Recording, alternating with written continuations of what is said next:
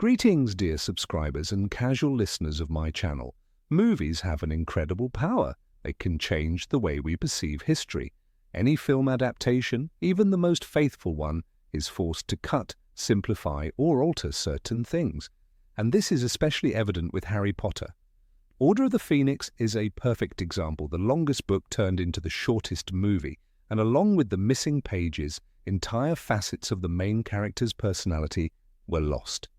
Today, we'll explore which sides of Harry Potter were left out, and why in the films he turned out to be just a little bit different. Enjoy watching. Number 1. Loneliness. In Deathly Hallows, there's a moment that's impossible to forget. Before walking into the Forbidden Forest, Harry goes alone. This isn't just physical solitude, it's the awareness of the inevitable, the farewell to life. His inner monologue is piercing, every word filled with fear and acceptance. In the movie, this moment is softened. Harry hugs Ron and Hermione before heading off to meet his fate. It's certainly a touching scene, but it robs the moment of that icy sense of isolation readers felt in the book. Number 2. Pettigrew. In the books, Harry, sparing Peter Pettigrew's life, is a key turning point. When Sirius and Lupin are ready to deal with the traitor, Harry steps in to protect him. This isn't just mercy, it creates a magical debt that later influences the story. In the movies, this scene is reduced to a few quick shots.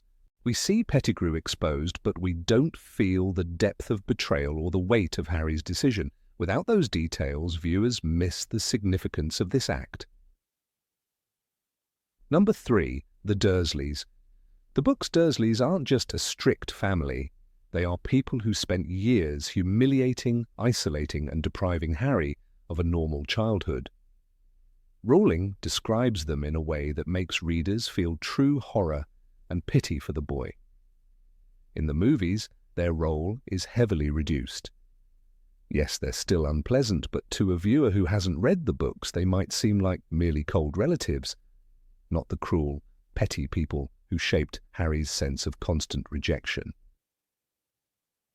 Number 4. Dobby.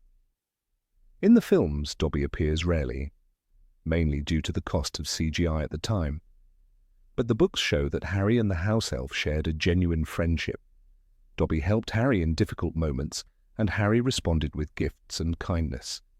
In the films, this relationship is almost absent, and Dobby's death doesn't carry the same emotional weight it does in the books. Another loss is the lack of Ron and Hermione's interactions with Dobby, which makes their reactions to his fate in the films feel strange. Number 5. Quidditch. For Harry, Quidditch is not just a sport, it's one of the greatest joys of his life. In the books, we see his passion for the game, how he feels defeats deeply and revels in victories. Even his suspension from the team in Order of the Phoenix is an important emotional blow. In the movies, Quidditch is only shown in fragments. We see that Harry plays well, but we almost never feel his true love for the game. Number 6. Hermione. In the books, there's no romance between Harry and Hermione. Their relationship is sibling-like. They care deeply for each other, but there's never any romantic undertone.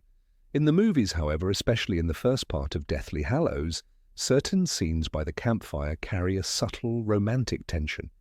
Perhaps this was a creative choice by the screenwriters or a faint echo of Rowling's early plans, but for those who read the books, this feels out of place. Number 7. Sarcasm. Book. Harry is a master of sharp remarks. His sarcastic thoughts, often left unsaid, make him more vivid and human. In the films, nearly all humour and wit go to Ron. Granted, it's difficult to convey internal monologue on screen, but the result is that Harry seems much less sharp-witted in the movies. Number 8. Studies and talent in defence. In the books, Harry earns his skill in defence the hard way. Learning the Patronus in Prisoner of Azkaban isn't a one-lesson miracle.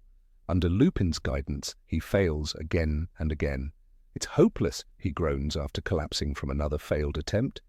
But he keeps trying, summoning the memory of flying on a broom or seeing his parents in the mirror of Erised. When he finally drives a Dementor away with a fully formed stag, it's the reward for persistence, not luck. The same grit fuels his leadership in Dumbledore's army, where he patiently teaches others spells like the Shield Charm and Expelliarmus. In the films, this journey is condensed. The Patronus seems to appear almost instantly, and Harry's skill in defense feels like an inborn gift rather than the result of stubborn practice. The montage style skips the sweat, the frustration, the hours in the room of requirement drilling spells until muscles ache. Without these moments, movie Harry risks becoming the chosen one by destiny alone, instead of the boy who built his strength one hard-earned spell at a time. Number 9. Occlumency and connection to Voldemort. In the books, occlumency lessons with Snape are brutal. In Order of the Phoenix, Snape's voice cuts like a whip. "Clear your mind, Potter." Harry braces himself, but the spell crashes through his thoughts, scattering memories like broken glass. He sees Sirius, Cho, Cedric's body. The intrusion leaves him dizzy and humiliated. Lesson after lesson ends the same way. Harry, furious, Snape, cold, progress painfully slow. The fear is constant. If he can't master this, Voldemort can use him like a puppet. This struggle becomes part of Harry's daily life. He dreads each lesson, knowing failure means danger not just for him, but for everyone he cares about. The connection to Voldemort is invasive, a shadow pressing on his mind even in quiet moments. After the vision of Mr. Weasley's attack, Harry can't shake the thought, what if it's me? What if I'm the weapon? The books make us feel how exhausting it is to guard his own thoughts against the most dangerous wizard alive. The films touch this arc only briefly. We see a few flashes of Snape's lessons, but without the repetition, the hostility, or the steady erosion of Harry's confidence. On screen, the link to Voldemort feels more like an occasional plot device than a constant threat. By simplifying it, the films lose the tension of watching Harry fight an invisible battle every day, a fight that shapes his discipline, his paranoia, and his will to stand on his own. Number 10. Memory of his parents and James's image.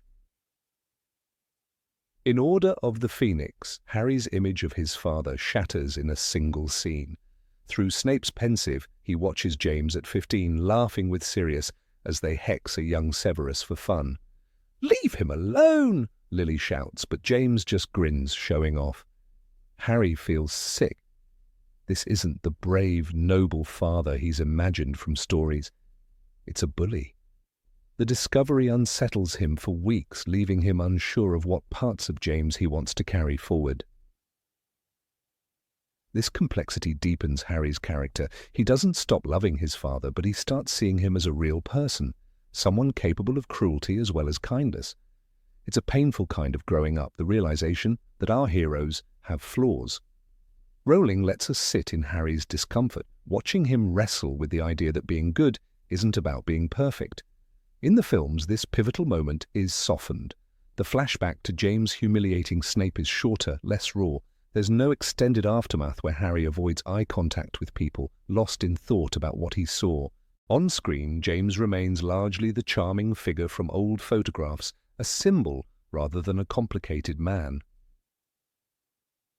By smoothing over these jagged edges, the films miss a chance to show Harry's maturity taking root.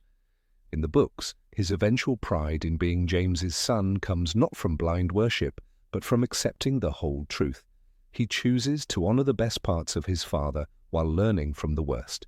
That quiet, thoughtful acceptance makes Harry more than just his parents' legacy. It makes him his own man. Number 11. Savior at any cost and consequences.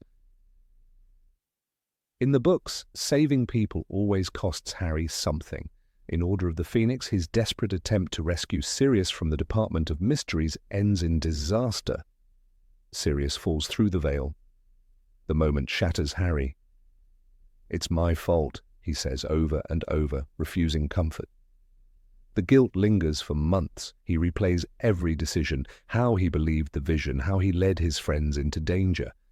The physical toll is clear too: broken bones, bruises, and the sting of knowing others were hurt because of him. These consequences shape him. In Goblet of Fire, saving Fleur's sister Gabrielle during the Triwizard Tournament earns him praise, but he also risks losing the race, nearly costing him the task. The books remind us that heroism isn't clean, it's messy, painful, and often punished. Teachers give detentions, friends get angry, the Ministry brands him a liar. Rowling shows us that bravery comes with scars, both seen and unseen. The films keep the rescues but trim away much of the fallout. In Order of the Phoenix, Sirius's death is tragic, but the deep, prolonged guilt that haunts Harry is barely touched. In Goblet of Fire, the second task becomes a neat victory, without the tension of possibly losing, because he chose to save more than required. Movie Harry moves from crisis to crisis with less time spent reckoning with what those choices cost. By softening the aftermath, the films create a Harry who seems almost untouchable, a cinematic hero who charges ahead without hesitation. But the Harry of the books is braver because he feels the weight of his mistakes and still acts. He doesn't save people because it's easy. He does it knowing it might break him, and sometimes it does. That is what makes his courage unforgettable. Number 12. Romance with Ginny. In the books, Harry's feelings for Ginny are like a spark slowly catching fire. In Half-Blood Prince, it begins with flashes of jealousy when she dates Dean Thomas. He notices her laugh, the way she walks into a room, and it makes his stomach twist. Rowling lets us hear his thoughts, from awkward denial to sudden warmth. The monster in his chest purred, Harry thinks after Ginny smiles at him. It's clumsy, sweet, and unmistakably teenage. These moments turn their relationship into a natural part of Harry's growing up. By the time they kiss in the Gryffindor common room after a Quidditch victory, it feels earned. The scene bursts with joy, his teammates cheering, Ron's surprised acceptance, Ginny's smile that says she's been waiting too. The books make it clear this isn't just romance, it's a rare moment of happiness in a darkening world. In the films, that slow burn is almost gone. Ginny appears in Half-Blood Prince as a quiet background presence until suddenly she's tying Harry's shoe and leaning in for a kiss. There's no build-up, no long looks across the Great Hall, no jealous inner monologue. The chemistry arrives abruptly without the groundwork that made it believable in the books. Without that gradual warmth, movie Harry feels more closed off. The boy who once found joy in flying, friendship, and first love becomes harder to read. In the books, his love for Ginny is one more reason he's different from Voldemort. It's proof he can connect, care, and risk his heart. On screen, that power of love is muted, and with it, a vital part of Harry's humanity fades. Number 13, Inner Doubts. In the books, Harry questions himself constantly. After the prophecy is revealed in Order of the Phoenix, he lies awake in the Gryffindor dormitory, staring at the canopy above his bed. It meant me, he thinks, the words heavy in his mind. Doubt seeps into every corner of his thoughts. What if he isn't strong enough? What if he fails and everyone dies because of him? These aren't the fears of a confident hero, they're the sleepless whispers of a boy who feels the walls closing in. Even during victories, his uncertainty lingers. In Half-Blood Prince, when Dumbledore asks him to join the hunt for Horcruxes, Harry hesitates. The headmaster sees his doubt, but Harry says nothing. He remembers all the times things went wrong, Cedric in the graveyard, Sirius at the Ministry. Was it my fault? He wonders, guilt gnawing at him. The books let us sit inside that unease. We feel the weight of each choice before he makes it. The films smooth over this vulnerability. On screen, Daniel Radcliffe's Harry is often resolute, his jaw set, his eyes determined. The hesitation is shorter, the silence less heavy. When the prophecy is revealed, movie Harry seems ready to accept it without the long nights of uncertainty. It keeps the story moving, but it removes the moments where Harry is simply a boy trying to believe in himself. Without these doubts, Harry becomes more of a symbol than a person. The boy in the books second-guesses his every step, which makes his victories more meaningful.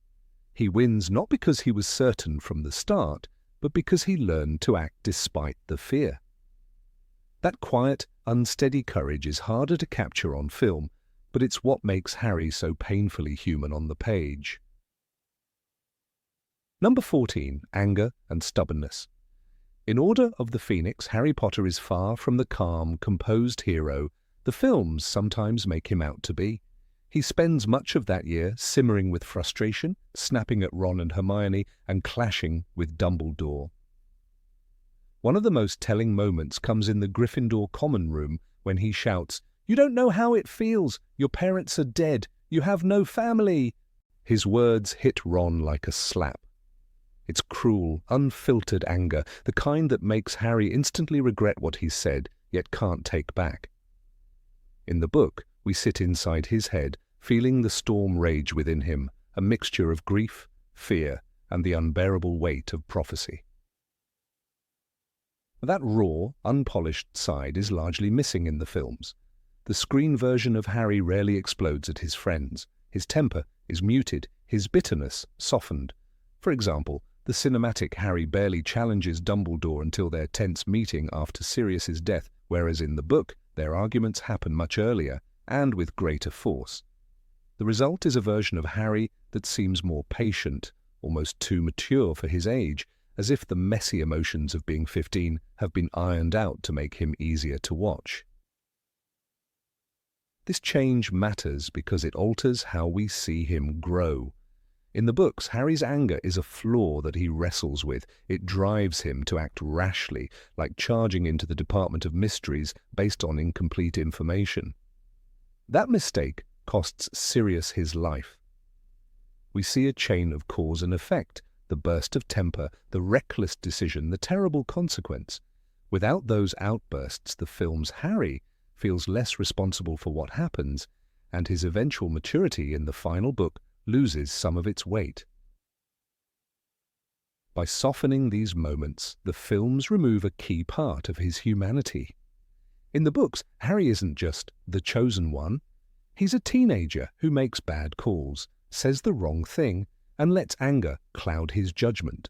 Those imperfections make his victories more satisfying. When he learns to control his temper, it feels earned. On screen, that transformation is harder to notice, because we never fully see the storms he had to weather. Number 15. Relationship with Snape. In J.K. Rowling's books, Harry's feelings toward Professor Severus Snape were never one-dimensional. From the moment Harry steps into his first potions lesson in Harry Potter and the Philosopher's Stone, his dislike for Snape is layered with a constant undercurrent of curiosity. Snape's cutting remarks, unfair point deductions, and clear favoritism towards Slytherin infuriate Harry, but he also notices moments that don't align with the image of a man who is simply cruel. In the Philosopher's Stone, after the disastrous first Quidditch match where his broom is hexed, Harry learns from Hermione and Ron that Snape was muttering a counter-curse to save him. This detail plants an early seed of doubt in Harry's mind, a subtle suggestion that Snape's motives might not always match his actions. The novels return to this pattern repeatedly. Snape appears cruel, but there's always a shadow of something else behind it. In The Prisoner of Azkaban, Harry's internal struggle becomes more pronounced. After overhearing a conversation between Fudge, Hagrid, and McGonagall in The Three Broomsticks, Harry learns that Snape risked his life as a student to protect others from Sirius Black. It's not gratitude Harry feels, but a growing, reluctant awareness that Snape's past is more complicated than he imagined. This awareness builds alongside continued resentment. Snape's cruelty toward Neville Longbottom, his relentless pursuit of Harry's mistakes, and his tendency to belittle his father James Potter create a sharp emotional conflict. Harry's inner monologue often betrays that conflict. When he hears Professor Lupin say, "Severus was a very clever student," Harry notices the grudging respect in Lupin's tone, and it nags at him. The films, however, rarely allow us to linger in Harry's thoughts, so this tension is stripped away, replaced by a simple sense of antagonism. The books let Harry wrestle with questions he doesn't want to ask. By the Order of the Phoenix, after Dumbledore assigned Snape to teach him Occlumency, Harry's curiosity spikes again. Why would Dumbledore trust someone Harry finds so detestable with something so critical? Rowling lets us watch Harry's stubbornness collide with his need for answers. When Snape snaps, "Clear your mind, Potter!" Harry seethes, but he also wonders what drives such urgency. Then comes the moment in Snape's Pensieve where Harry sees his father bullying Snape, turning the tables on his entire perception of their feud. "Your father was a great wizard, Harry," Lupin had once said. But here, Harry watches James hexing a teenage Snape for sport. This revelation is a turning point, forcing Harry to question not only his father's character, but also whether Snape's hatred of him is rooted in something deeper than pettiness. In the films, that pensive scene from the Order of the Phoenix is heavily condensed. The taunts from James feel rushed, and the aftermath lacks the heavy silence that lingers in the book as Harry struggles to reconcile his father's image with what he saw. On the page, Harry avoids Snape's gaze in the days after the lesson, aware that Snape's bitterness is born of real humiliation. The reader senses Harry's conflicted desire to both despise and understand him. In the movie, the moment is another beat in a rhythm of student versus teacher without the same lingering emotional weight. That simplification robs the audience of a critical shift in Harry's understanding, a shift that makes the later revelations about Snape far more complex. By the Half-Blood Prince, the novels are steeped in contradictions. Harry suspects Snape of working for Voldemort, fueled by overheard snippets of conversation and his own gut feeling, yet he's forced to acknowledge Dumbledore's unwavering trust in him. In the book, this tension becomes almost unbearable for Harry. He recalls times when Snape's actions saved his life, but he cannot shake the memory of the potions master's cruelty toward Sirius, nor his gloating over Harry's mistakes. Rowling uses Harry's internal narration to keep both possibilities alive, Snape as a traitor and Snape as a protector. This duality keeps the reader in suspense until the final confrontation atop the astronomy tower. In the films, much of this nuance is replaced by Harry's certainty of Snape's villainy.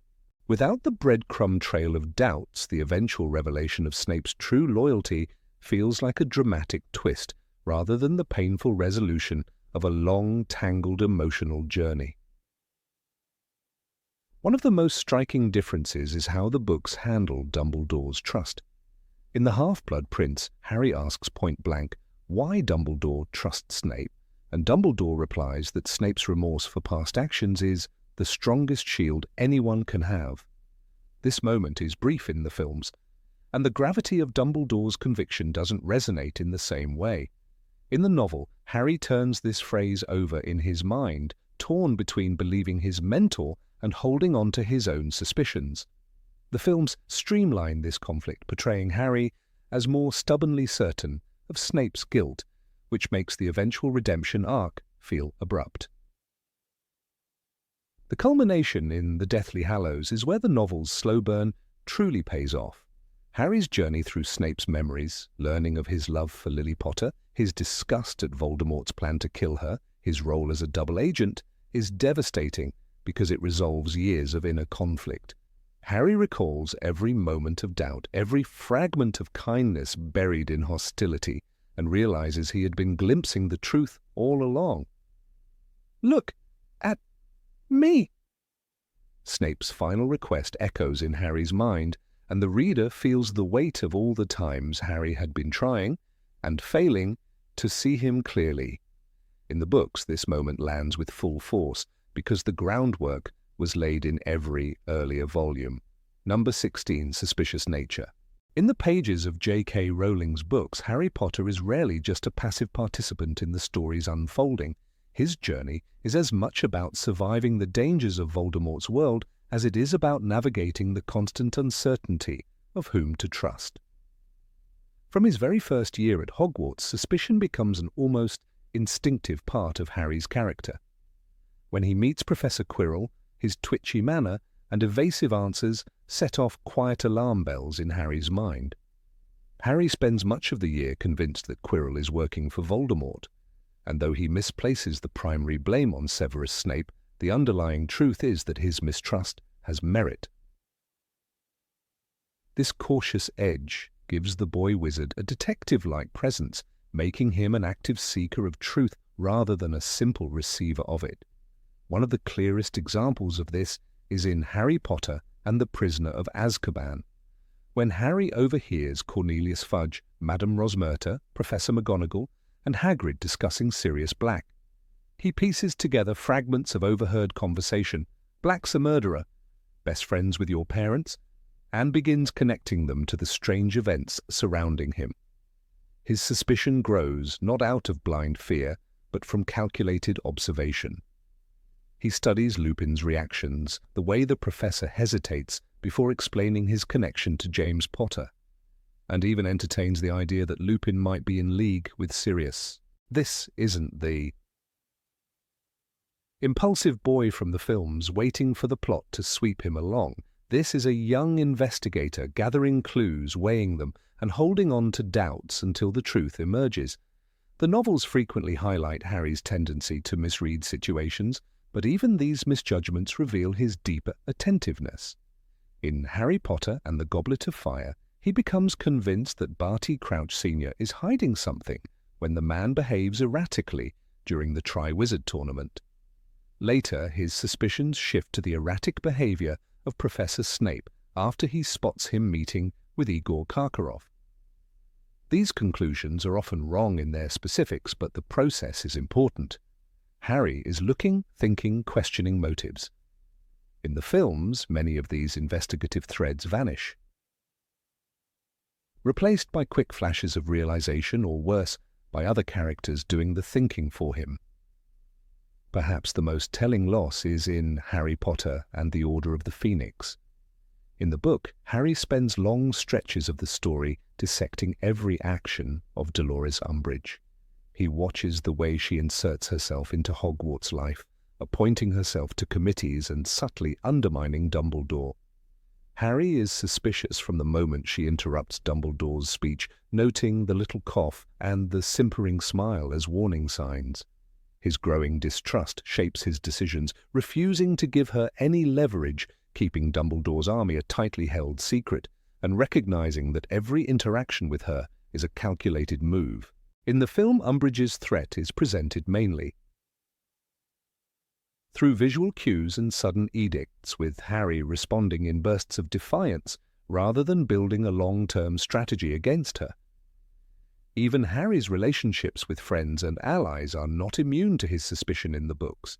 His early interactions with Cho Chang in Order of the Phoenix are tinged with uncertainty, not simply because of romantic tension, but because he doubts her loyalty after she defends her friend Marietta Edgecombe. He questions her judgment and wonders whether Cho is hiding more than she admits. This complexity, the blend of affection, mistrust, and self-doubt, shows Harry's habit of analyzing people, even those he likes. In the films, this entire emotional layering is stripped back, turning Cho into a straightforward love interest with minimal conflict, erasing the way suspicion complicates and deepens Harry's worldview. Rowling also uses Harry's suspicion as a device to involve readers directly in the mystery. In Half-Blood Prince, Harry's near-obsessive belief that Draco Malfoy is a Death Eater drives much of the plot. He shadows Draco, interprets his absences, and notes how pale and drawn he looks. His mind is a constant whirl of theories. Could Draco be taking the dark mark? Could he be the one tasked with killing Dumbledore? While others dismiss him, Harry's watchfulness keeps readers hooked, unsure whether his instincts are sharp or if grief and trauma have clouded his judgment. The film adaptation reduces this arc to a few tense glances and brief confrontations, losing the persistent undercurrent of paranoia that makes Harry's sixth-year journey so charged. The difference matters because suspicion in the books gives Harry agency. He is not simply handed answers, he wrestles them from fragments of evidence, risking wrong conclusions along the way. In Sorcerer's Stone, he watches Snape during the Quidditch match, convinced the professor is cursing his broom. He doesn't wait for someone to explain, he acts, signaling to Hermione and Ron to intervene. The truth that Quirrell was the real threat reveals that Harry's deduction was flawed, but it doesn't undermine the point. He is actively trying to solve the puzzle. The film, by contrast, simplifies this scene, with Hermione taking the lead in realizing what's happening, leaving Harry more of a bystander in his own story. There's also an emotional dimension to this suspicion. In the books, Harry's mistrust is a survival mechanism born from loss and betrayal. Having grown up in a household where kindness was scarce, he learns to read people's intentions with a careful, almost defensive precision. The moment in Chamber of Secrets when Dobby warns him not to return to Hogwarts is telling. Harry is curious but also skeptical. He wants to know Dobby's motives. Why would a stranger care enough to sabotage his education? This questioning instinct, more than his wand skills, is what keeps him alive in a world where loyalty is fragile. Number 17. Leadership qualities. In the pages of J.K. Rowling's books, Harry's leadership emerges not as an accidental byproduct of being the chosen one, but as a deliberate, conscious step into responsibility. By the time the story reaches Harry Potter and the Order of the Phoenix, the boy who once only reacted to danger becomes someone who initiates action. The pivotal scene in the Hog's Head, where he faces a skeptical group of students and convinces them to form Dumbledore's army, is more than just plot advancement. It is a moment of self-definition. Harry does not simply agree when Hermione suggests he teach others. He takes the floor, recounts his experiences, the basilisk, the Dementors, the Triwizard tasks, not as boasts but as evidence that he can prepare them for what the Ministry refuses to admit is coming. In the book, his voice is firm. Every great wizard in history has started out as nothing more than we are now, students. It's a rallying cry, not a plea. In this moment, he chooses to lead. That choice, as depicted in the novel, grows into a sustained commitment. Harry organizes the meetings, creates lesson plans, and personally coaches individuals through their weaknesses. He encourages Neville Longbottom through his fumbling attempts at disarming charms, praises Luna Lovegood when she produces a perfectly formed Patronus, and adapts his teaching methods to help each member improve. Rowling shows us Harry not as a prodigy aloof from others, but as a peer who lifts his friends up. These sequences occupy entire chapters, giving the reader time to watch Harry's transformation into a commander whose authority is earned, not granted. By contrast, the films condense this arc into a brief montage, flashes of spells, quick smiles, and a triumphant group Patronus scene. Without the slow burn of the book's narrative, Harry's growth as an active, consistent leader is reduced to snapshots, making it easier for viewers to assume he is only reacting to circumstances rather than shaping them. The difference becomes even sharper when examining Harry's defiance of authority in the books. In Order of the Phoenix, he doesn't simply endure Dolores Umbridge's oppressive regime, he counters it with a full-fledged resistance movement. Rowling gives him long, tense inner monologues about the risks, his fear of getting his friends expelled, and the moral weight of teaching them magic in secret. He wrestles with the potential consequences but decides that inaction would be worse. This internal process is largely absent from the films. On screen, the DA seems almost like a fun extracurricular activity, a rebellious club for friends, rather than a dangerous, subversive act of defiance against the Ministry of Magic's deliberate sabotage of Hogwarts' defense education. One of the strongest examples of Harry's leadership in the books comes during the Battle of the Department of Mysteries. In the text, Harry is not merely another wand in the fight.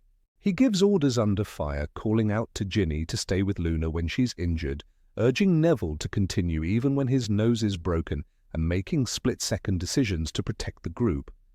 This is a young commander making tactical calls under life-threatening conditions, adapting to the chaos while still trying to achieve the mission: to save Sirius Black. In the movie, the same battle becomes a series of rapid cuts between duels with little sense of Harry's strategic role. He appears more as the central target of Voldemort's forces than as the orchestrator of his friend's survival.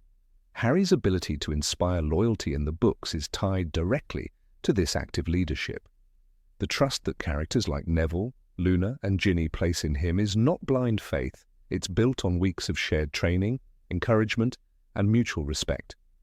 When Neville tells Harry in Deathly Hallows, "We're all in this together," it resonates because we've seen him learn under Harry's guidance, take his words to heart, and grow braver because of that bond.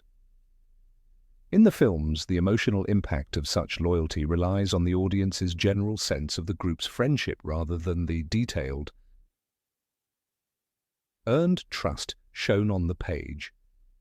Another layer of Harry's leadership in the books is his constant attention to the weakest members of his group. Rowling takes care to show how he notices individual struggles.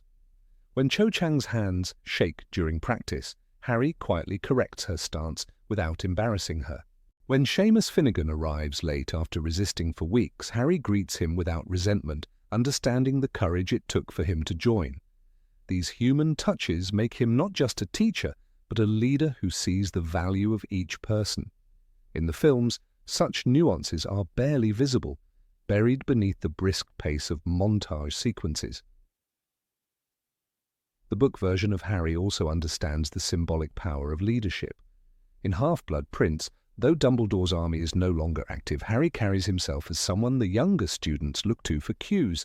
He consoles first years who are frightened after a Death Eater attack, stands up to Draco Malfoy's provocations with calculated restraint, and even accepts the burden of being Quidditch captain seriously, using it as a smaller-scale exercise in managing and motivating a team. In the movie adaptation, Quidditch is treated lightly, and his position as captain is played more for comedic beats than as an extension of his leadership growth. The Harry of the novels also has moments of failure that strengthen his authority.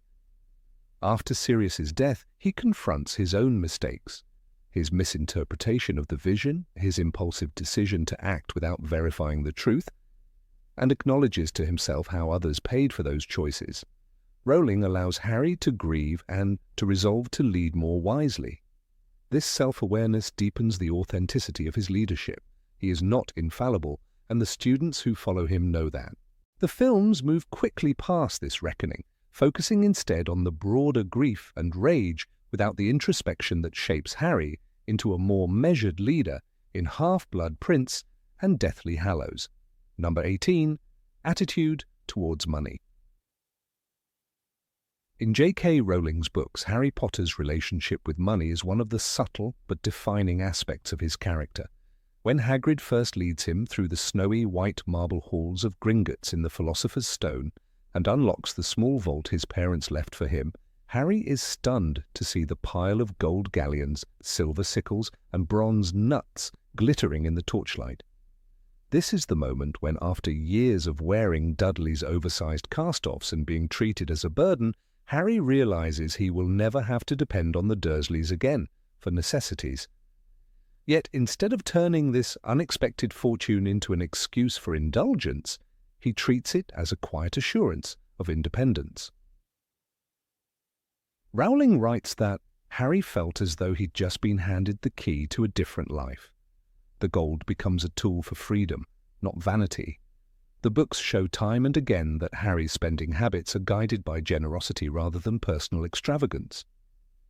The first winter at Hogwarts, he notices Ron's embarrassment over his worn school robes and the fact that his family cannot afford luxuries. Without hesitation, Harry uses his vault to buy his friend an expensive set of Chudley Cannon's robes and later a full set of chocolate frogs for the train ride home. In The Prisoner of Azkaban, he spends a considerable sum on a top-of-the-line firebolt broomstick, not for himself, but for the Gryffindor Quidditch team, replacing the broom destroyed by the Whomping Willow. The act is not framed as a boast, but as a gift given quietly with the satisfaction that others will benefit. Perhaps the most touching example in the books is in The Goblet of Fire, when Harry gives Fred and George Weasley his entire winnings from the Triwizard Tournament, 1,000 galleons. He refuses to keep the money, saying he has no need for it, and insisting the twins use it to start the joke shop they dream about. In that moment, Harry understands that this gift can change their lives in a way no magical charm could. It is a deeply selfless gesture, rooted in his empathy for people who have always treated him like family. Rowling's description makes it clear that Harry feels lighter after giving it away, not poorer. This side of Harry's character is largely absent in the films. On screen, his relationship with money is invisible, stripped down to the functional scenes where Gringotts is just a backdrop for plot advancement. The gold becomes a prop, piled in a vault to remind the audience that Harry is financially secure, but the emotional weight of that security and the way it shapes his actions is gone. Viewers never see the small but telling moments where Harry chooses to spend on others, especially those who have less, and never on flashy comforts for himself. Without these scenes, the audience loses an important layer of his moral compass. The first major omission is in the Philosopher's Stone film. In the book, after buying his school supplies, Harry splurges only on a mountain of treats from the trolley, sharing them freely with Ron on the train. This simple scene establishes his instinct to include others in his good fortune. On screen, it is reduced to a light-hearted montage, missing the careful narration about Ron's surprise and gratitude. The viewer sees the candy, but not the quiet kindness behind the gesture. Another significant cut comes from The Goblet of Fire. The film includes the Triwizard Tournament's dramatic conclusion, but omits the part where Harry hands over his winnings to Fred and George. In the book, this moment is bittersweet coming after Cedric's death. It turns the prize into a symbol of hope, channeling grief into generosity. By removing it, the film erases a major act of selflessness that defines Harry's post-tournament character. Instead, the story moves quickly to the growing darkness without giving time for the audience to see Harry use his resources for good. Even the Firebolt subplot suffers in adaptation. In the Prisoner of Azkaban novel, the broom is both a token of Sirius's affection and a reminder of Harry's willingness to invest in his friends' happiness and team spirit. The film condenses this to a short, flashy reveal at the very end, missing the team dynamic and the gesture's meaning. The absence of scenes showing Harry's quiet pride in giving back to the people around him flattens his emotional world. These changes shift the audience's perception. In the books, Harry's wealth is a recurring thread, woven through his relationships and decisions. It is never his defining trait, but it is a tool he uses consciously to help others. He is the opposite of Draco Malfoy, who flaunts his family's fortune for status and intimidation. Without the scenes of Harry's generosity, the contrast between the two boys becomes less striking in the films. Malfoy still sneers about money, but Harry's rejection of that value system is muted. Rowling carefully balances Harry's generosity with responsibility. He is not reckless, he does not hand out gold to strangers or use it to avoid hard work. In the Order of the Phoenix, despite his growing fame, he lives modestly at the Burrow, accepting Molly Weasley's hospitality without making anyone feel uncomfortable about his ability to pay for himself. He never tries to repay the Weasleys in a way that would undermine their pride. This awareness of social dynamics is a sign of maturity the films largely ignore. On screen, Harry's time at the Burrow is warm but stripped of these subtle exchanges. The absence of money-related storylines also affects the way audiences see his friendships. In the books, Harry's gifts are often more than material. They are acts of understanding. He knows Ron's insecurities about his family's financial situation and goes out of his way to lift that burden without making it obvious. He understands Fred and George's dreams and uses his winnings to make them possible. In the films, the emotional currency of these friendships relies on shared danger and loyalty in battle, which is powerful but less textured. Another loss is the way Rowling uses Harry's attitude toward money to highlight his resistance to corruption. In Half-Blood Prince, Harry inherits Sirius's house and Kreacher, the house elf, along with the Black family fortune. He treats the inheritance as a responsibility, not an opportunity, to elevate his lifestyle. This restraint is part of what keeps him grounded when others in the wizarding world might be tempted to use wealth for influence. The films mention Grimmauld Place but skip over the moral weight of the inheritance and how it tests Harry's values. The removal of these details changes more than just a subplot, it alters the moral fabric of Harry's character. On the page, his relationship with money is a quiet rebellion against the greed and status obsession that Voldemort's supporters embody. The Malfoys and other Death Eater families use their gold to buy influence, to shield themselves from consequences, and to intimidate others. Harry's refusal to play that game is part of what sets him apart. In the films, where these choices are invisible, that thematic counterpoint fades. It is worth noting that these omissions also reduce the impact of Rowling's world building. Gringotts, Diagon Alley, and the concept of galleons, sickles, and nuts are part of the texture that makes the wizarding world feel real. By sidelining Harry's financial choices, the films miss an opportunity to deepen the audience's immersion. In the books, money is not just currency. It is tied to family legacy, social class, and personal ethics. Harry's vault is more than a pile of gold. It is a symbol of his parents' love and sacrifice, something he never forgets. In the end, the Harry of the books is a boy who understands that wealth can be dangerous if it changes how you treat people. He never lets it define him, and he uses it quietly to make the world around him better. The Harry of the films, while brave and loyal, is stripped of this layer of generosity. Without scenes of him buying Ron's Christmas sweater or giving Fred and George their start in business, the audience is left with a hero whose moral victories are measured in battles won rather than in the quieter, everyday kindnesses that also shape a person's legacy. The difference may seem small, but it changes the way we see him and what we take away from his story. Number 19, Painful Memories of Sirius. In the pages of Harry Potter and the Order of the Phoenix, Sirius Black's death is not just a dramatic event. It becomes a heavy, unshakable burden that alters the very fabric of Harry's life.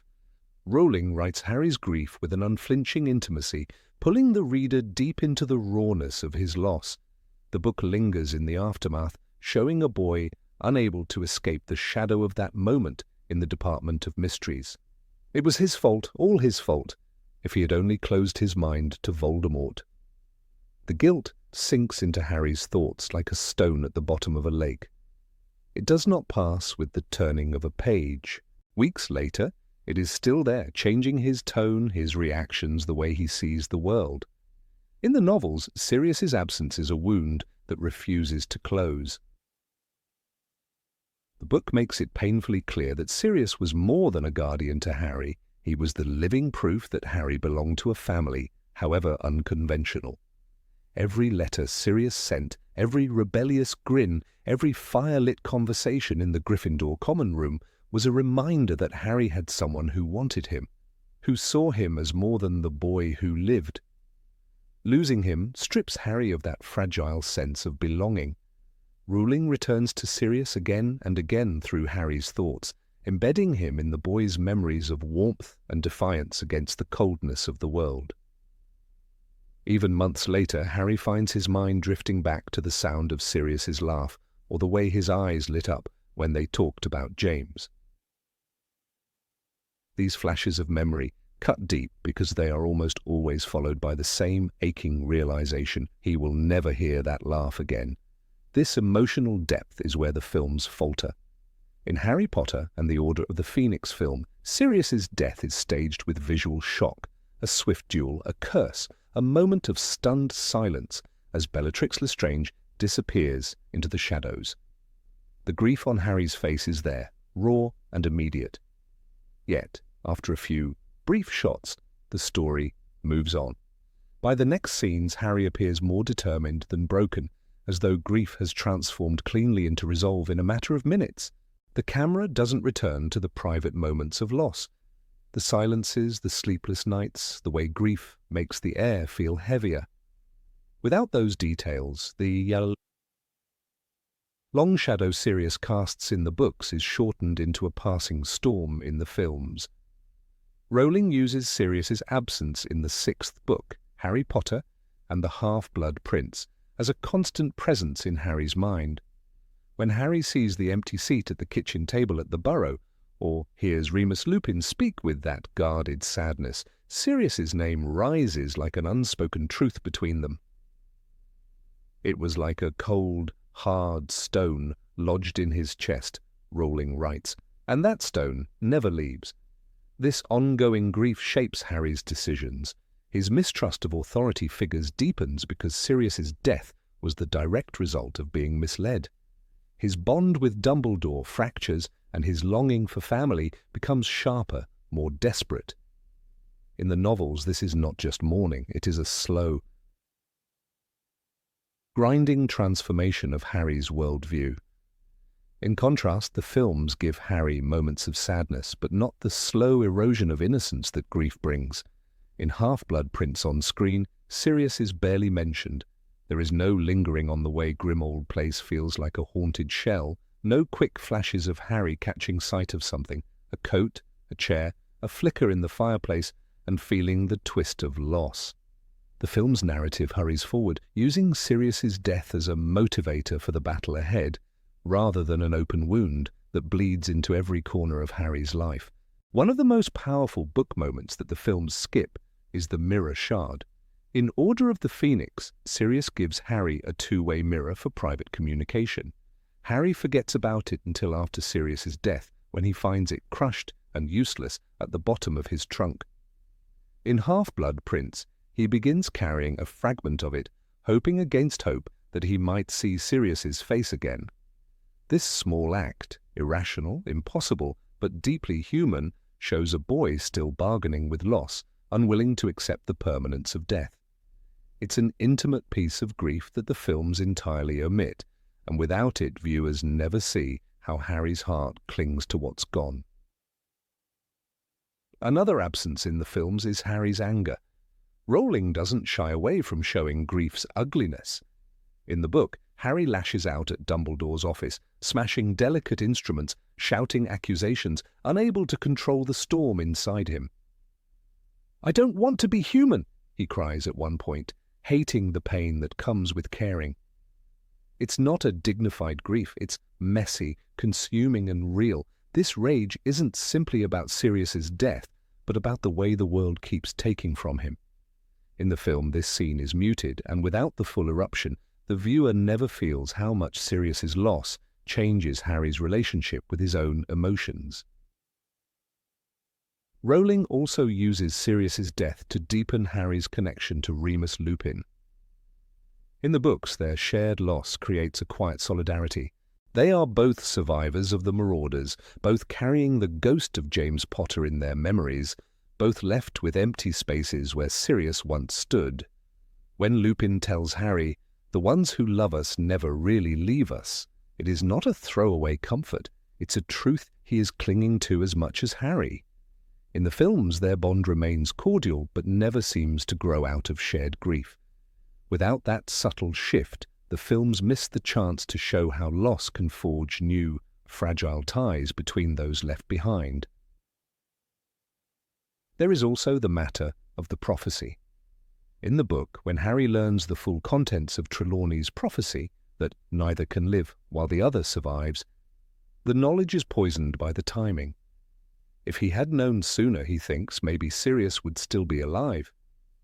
The prophecy becomes not just a destiny, but a reminder of a fatal mistake.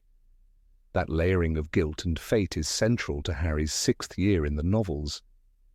In the films, while the prophecy is still revealed, it is not as tightly bound to Sirius's death, leaving the emotional stakes less entangled. Even the simple act of memory feels different in the books.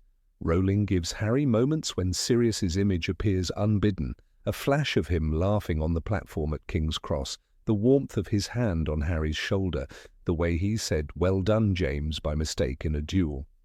These fragments are not just nostalgia, they are stabs of absence that remind Harry what he's lost and what he will never regain. In the films, such moments are scarce, and without them, the audience misses the way grief reshapes ordinary life, turning even happy memories into bitter, sweet weights. By the time Deathly Hallows arrives in the books, Sirius is still there in Harry's mind.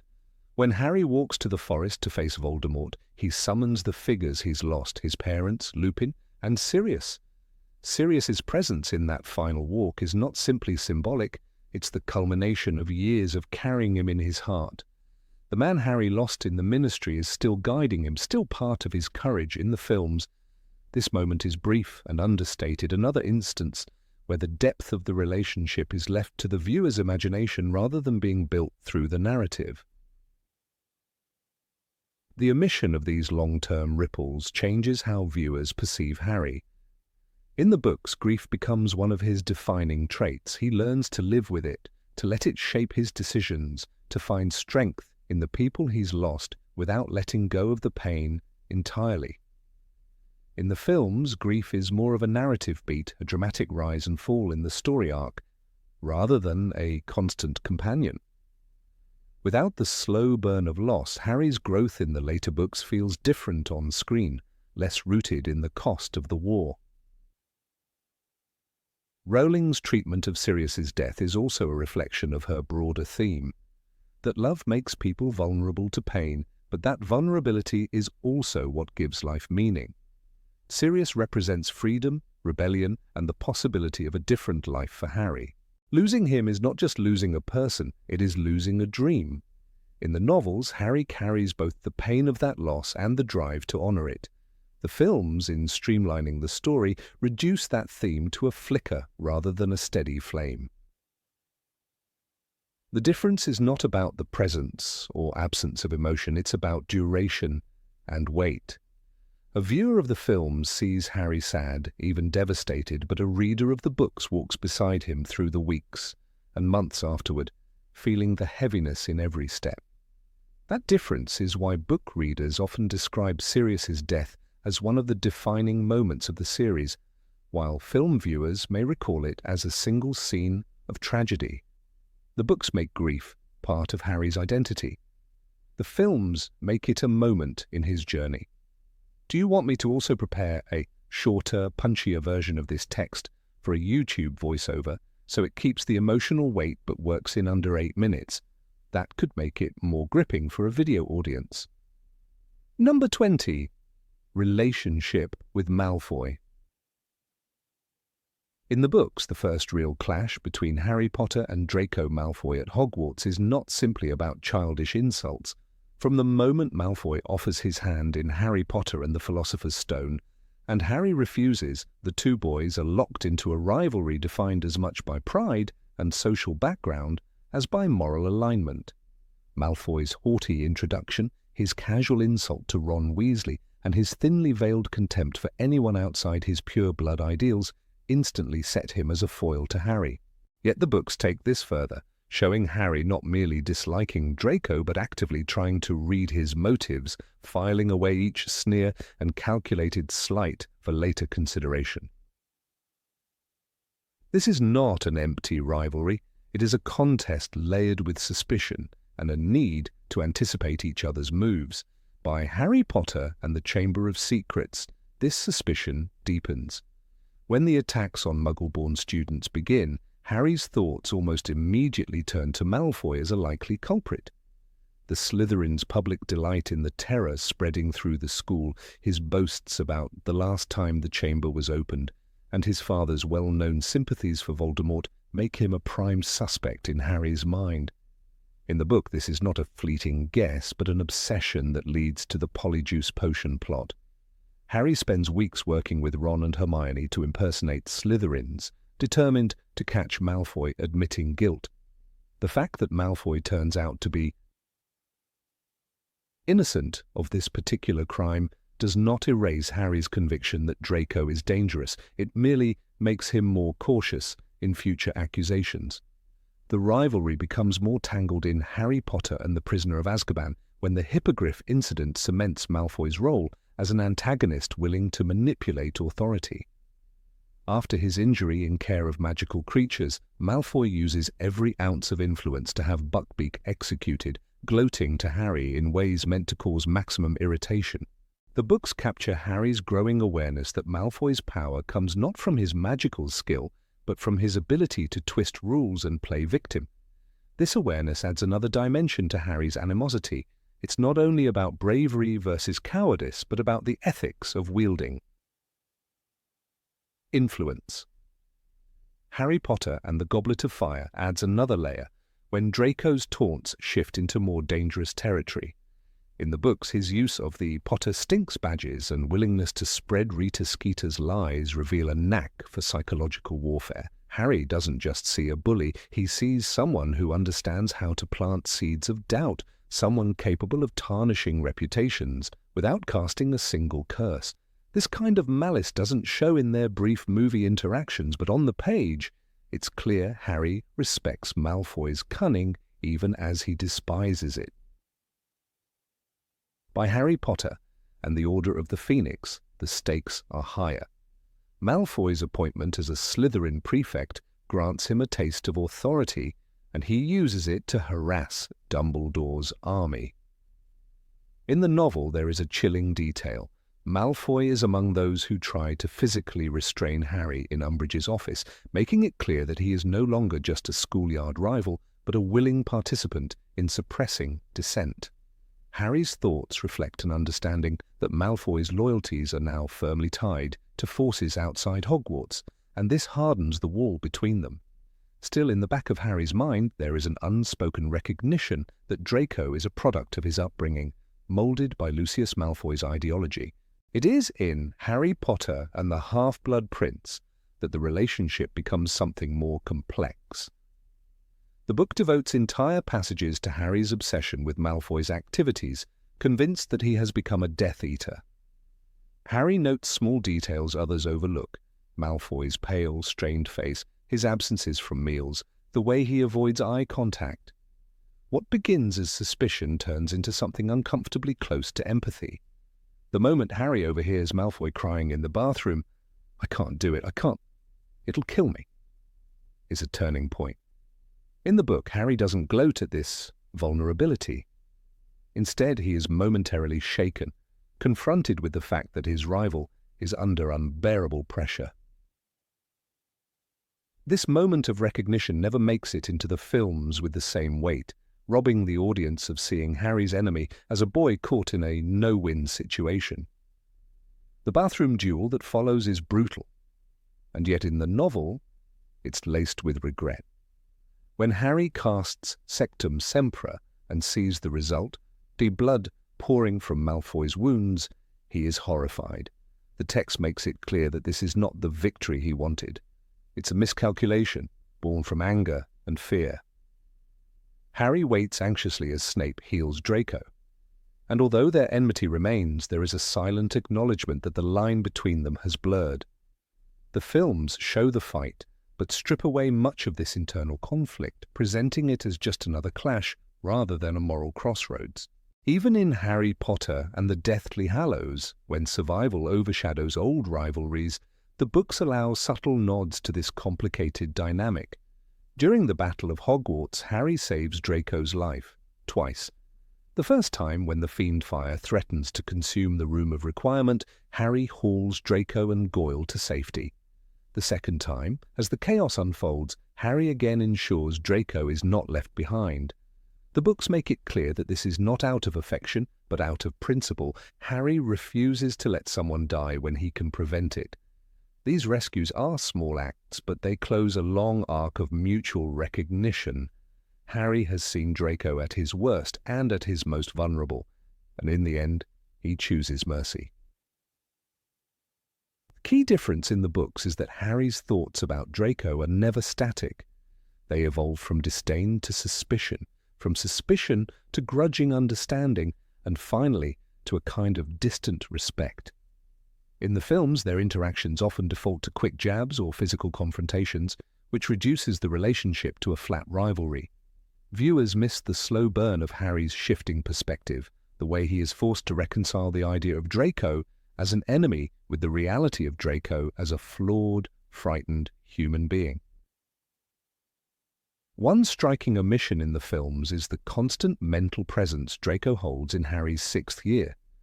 The book makes Harry's obsession almost unhealthy. He tracks Draco's movements, debates with Ron and Hermione about his theories, and even follows him into Borgin and Burke's.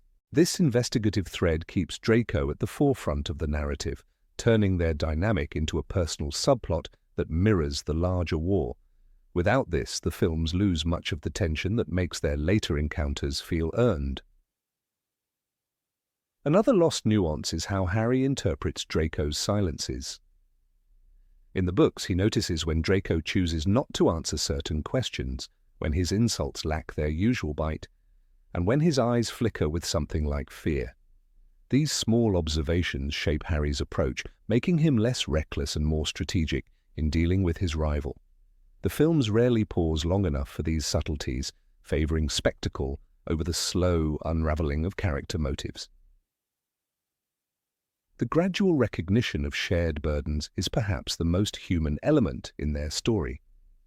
By the end of Half-Blood Prince, Harry knows that Draco has been tasked with something that terrifies him, something he might fail at with deadly consequences. This doesn't excuse Draco's past actions, but it reframes them. The boy who once smirked about blood status is now a pawn in a war he cannot control. In the books, Harry's ability to see this and still stand against Draco when necessary is a sign of his maturity. The films, in compressing their interactions, make this growth less visible. Even in moments when Draco betrays him, such as at Malfoy Manor in Deathly Hallows, the book emphasizes hesitation.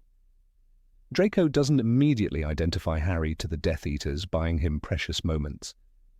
This is not redemption, but it is resistance, and Harry notices it. That flicker of moral conflict deepens their shared history, showing that their rivalry has always been more than a simple hero-villain divide.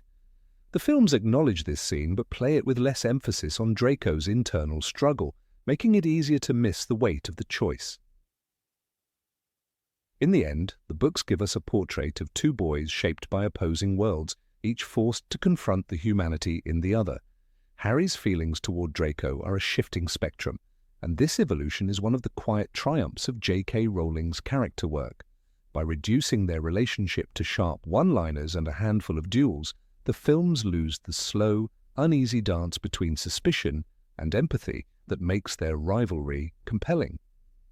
The missing layers mean viewers of only the films never fully grasp how much Harry learns about his enemies and about himself through the boy he once dismissed with a single, refused handshake. Number 21. Magical skills beyond spells. In the pages of J.K. Rowling's books, Harry Potter is far more than the boy who points his wand and shouts incantations. He is a wizard who survives and triumphs because he blends courage with improvisation, intuition, and an instinct for using every tool the magical world offers him. Readers meet a boy who learns to fly almost instinctively during Madame Hooch's first flying lesson in Philosopher's Stone, catching Neville's Remembrall with a daring dive that leaves Professor McGonagall speechless. It is a scene that establishes a truth the books never abandon. Harry's talents extend beyond classroom spellwork. His mastery of a broom, his ability to exploit magical objects like the invisibility cloak, and his knack for finding unconventional solutions are as vital to his victories as any wand movement. Yet when these stories reached the screen, the nuance thinned. The films often frame his successes as the result of casting the right spell at the right moment, compressing or omitting the moments when his cunning, quick thinking, and physical skills made the difference. In Chamber of Secrets, Book Harry's escape from Aragog's lair is a showcase of this broader skill set. Without a clear offensive spell to drive away a swarm of acromantulas, he relies on his bond with Ron, their ability to stay calm under pressure, and the desperate scramble to the Ford Anglia parked outside the lair. There is magic in the scene, but it comes not from a spoken incantation, it comes from nerve and coordination. The films condense this into a quicker sequence where action overshadows decision-making. In the text, Harry's survival hinges on his instinct to keep Ron focused, his willingness to physically haul him towards safety, and his ability to act decisively when magic alone cannot save them. That interplay between bravery and practicality is a core part of his character that cinematic adaptation often overlooks. Perhaps one of the most striking differences appears in Prisoner of Azkaban. The novel gives Harry the invisibility cloak and the Marauder's map as tools for exploration and stealth, showing him slipping through corridors, avoiding Filch, and eavesdropping to uncover truths about Sirius Black. These moments do more than move the plot. They reveal Harry as a strategist, someone who studies his surroundings and adjusts his moves accordingly. "I solemnly swear that I am up to no good," he whispers to activate the map, not for mischief's sake alone, but to gain knowledge no adult is willing to give him. In the film, while these objects still appear, much of the quiet calculation vanishes, and the map becomes more of a plot device than an extension of Harry's resourcefulness. Flying remains one of Harry's defining gifts in the novels, woven into key victories. In Goblet of Fire, during the first Triwizard task, Harry's decision to summon his firebolt with Accio is not simply about spellcasting, it is about knowing his strengths. He chooses the broom because his flying skills outmatch his dueling skills against a dragon. Rowling lets us feel the shift as Harry, once airborne, finds confidence and even a thrill in the chase. He weaves between rooftops and stone towers, using terrain as much as speed to outwit the Horntail. In the film, the sequence is visually exciting but focuses almost entirely on the chase as a CGI spectacle. The book makes it a test of judgment where the real magic lies in choosing the right tactic. One of Harry's most subtle skills in the books is his understanding of people and ability to read intentions and sense danger without a magical detector. In Order of the Phoenix, when leading Dumbledore's army, he adapts his teaching methods to each student's needs. He encourages Neville Longbottom's growing confidence, modifies spells for Seamus Finnegan's learning pace, and pushes Hermione without letting her dominate. The passage where he watches Neville master the disarming charm is as much about Harry's patience and leadership as it is about Neville's progress. The films compress the DA sessions into montage-like sequences, focusing on the incantations themselves rather than the inventive ways Harry motivates and instructs his peers. In Half-Blood Prince, Rowling writes one of Harry's most cunning acts, securing Slughorn's true memory. It is not brute magical force that wins, it is empathy and manipulation in equal measure. Harry studies Slughorn's weaknesses, listens to his rambling stories, and chooses the moment to press him emotionally by mentioning Lily Potter. The text lingers on Harry's awareness of how to steer the conversation, an act of persuasion more potent than any hex. The film includes the conversation but trims away much of the mental preparation, making it seem like a single inspired plea rather than the culmination of observation and planning. The invisibility cloak is another instrument of subtle power in the novels. In Deathly Hallows, Harry uses it to infiltrate the Ministry of Magic, guiding Hermione and Ron through corridors filled with enemies. This is a sequence of layered strategy, memorizing floor plans, anticipating patrols, and timing movements. In the books, Harry's heart pounds as he tugs his companions into alcoves, adjusts his route on instinct, and makes decisions in seconds when things go wrong. The films touch on the chaos but tend to favor the spectacle of spells flying, giving less attention to the careful footwork and spatial awareness that make the mission possible. Even Quidditch, while sometimes treated as background in the films, is a vital part of how the books shape Harry's identity as a quick-thinking competitor. Matches are not simply about chasing the snitch, they are about reading the field, anticipating opponents' moves and taking calculated risks. In Order of the Phoenix, Harry leads a young team against Slytherin, adapting on the fly when conditions worsen. His choice to bait Draco Malfoy into a mistake is not magic, it's psychological play. This nuance barely survives in the film series, which tends to reduce Quidditch to brief shots of broomsticks and bludgers. Rowling often shows Harry succeeding without direct confrontation, using avoidance and misdirection instead. In Philosopher's Stone, during the final trials protecting the stone, Harry's skill in the chess game is not in knowing all the rules, but in recognizing patterns quickly and accepting a sacrificial role to let Ron checkmate the opponent. The film keeps the scene but shifts focus to the danger and visual tension, leaving less room for the reader's appreciation of Harry's mental adaptability. Another overlooked aspect in the adaptations is Harry's habit of testing boundaries to gather information. In Prisoner of Azkaban, he sneaks into Hogsmeade under the cloak despite strict orders to overhear critical details about Sirius. He plans it with precision, from avoiding teachers to finding the best listening spot. The tension lies not in whether he can cast a spell, but in whether he can execute a risky infiltration without being caught. The film simplifies this into a brief act of defiance rather than a carefully orchestrated mission. In Goblet of Fire, the second Triwizard task, rescuing Ron from the Black Lake, further illustrates Harry's layered decision-making. He masters the bubblehead charm to breathe underwater, navigates past Grindylows, and chooses to save Gabrielle Delacour alongside Ron, even though it slows him down. This is a moral and tactical choice, valuing others' safety over speed. The film keeps the rescue, but condenses the preparation and underwater challenges, shifting the spotlight toward the visuals of the lake rather than Harry's problem-solving journey. Harry's ingenuity also shines in Order of the Phoenix during the battle at the Department of Mysteries. In the book, when spells are not enough, he uses the environment, slamming doors, toppling shelves, and luring Death Eaters into the Hall of Prophecy to slow their pursuit. This physical engagement with surroundings adds dimension to his combat style. The film turns much of it into a straightforward wand duel, losing the sense of Harry as a combat improviser. Rowling does not shy away from showing Harry's failures either, which in turn highlight his adaptability.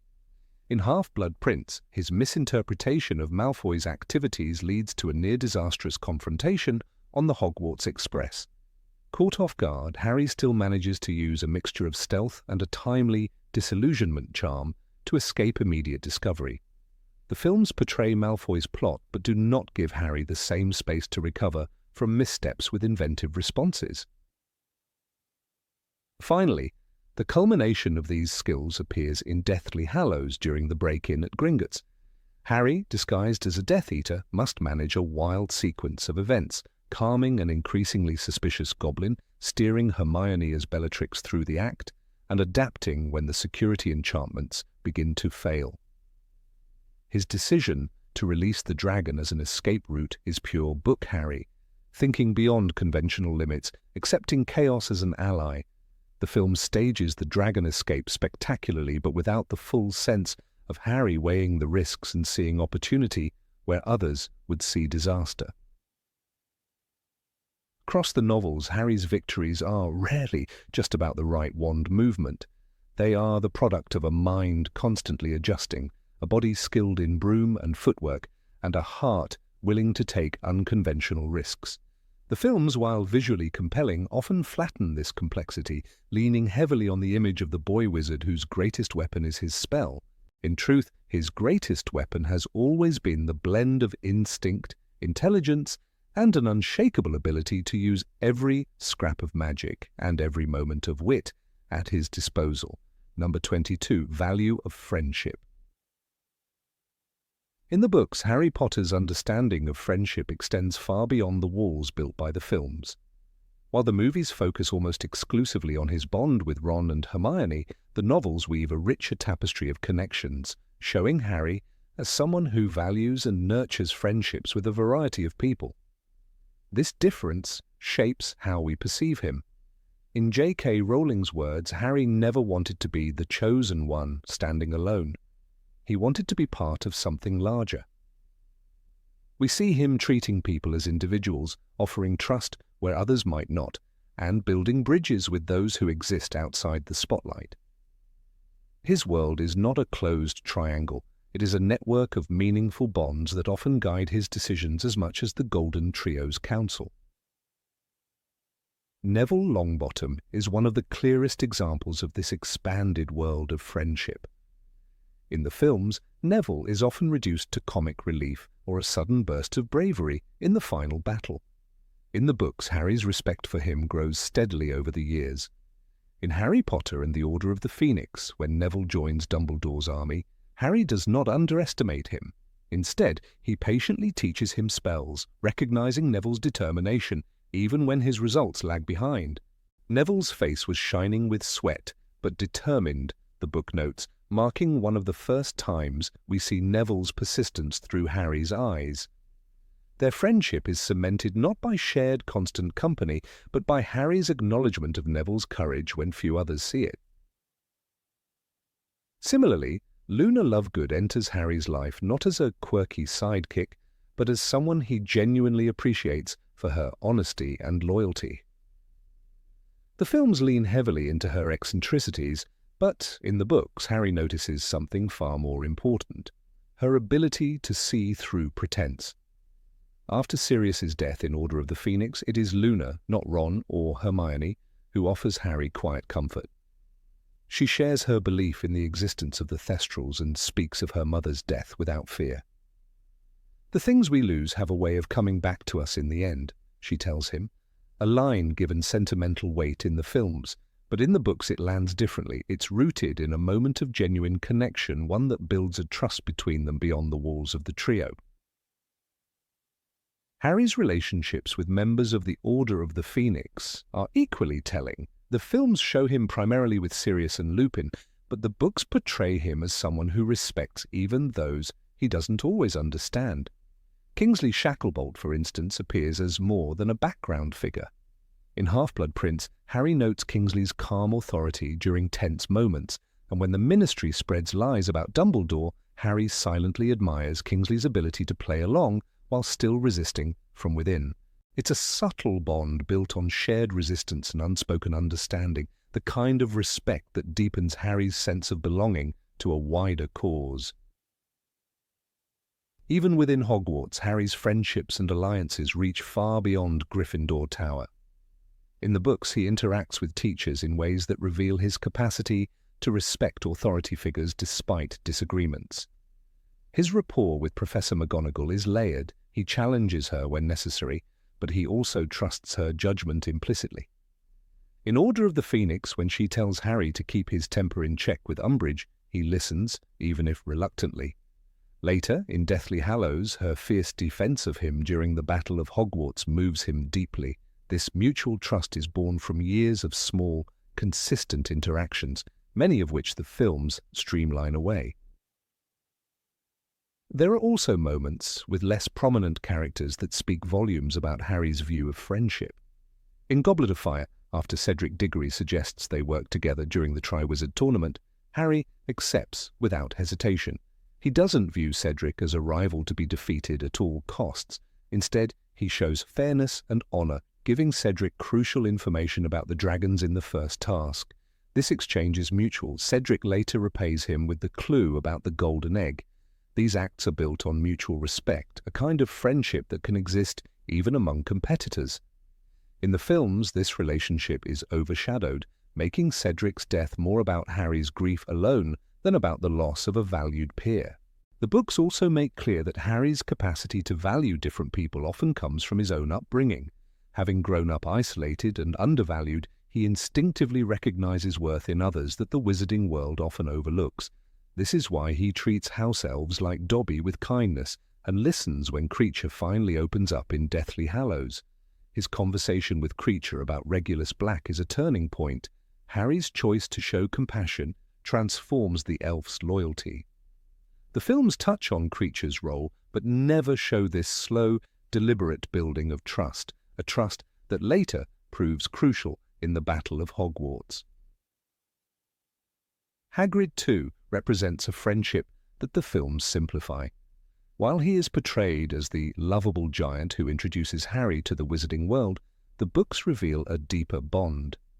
In Prisoner of Azkaban, when Hagrid is devastated over Buckbeak's trial, Harry's decision to visit him despite his own troubles speaks to a loyalty that works both ways.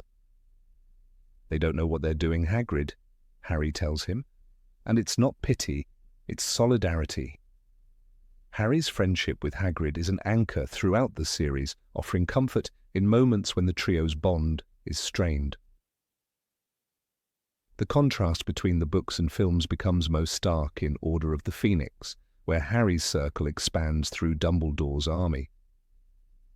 In the books, the DA is not just a plot device, it's a microcosm of Harry's belief in collective effort.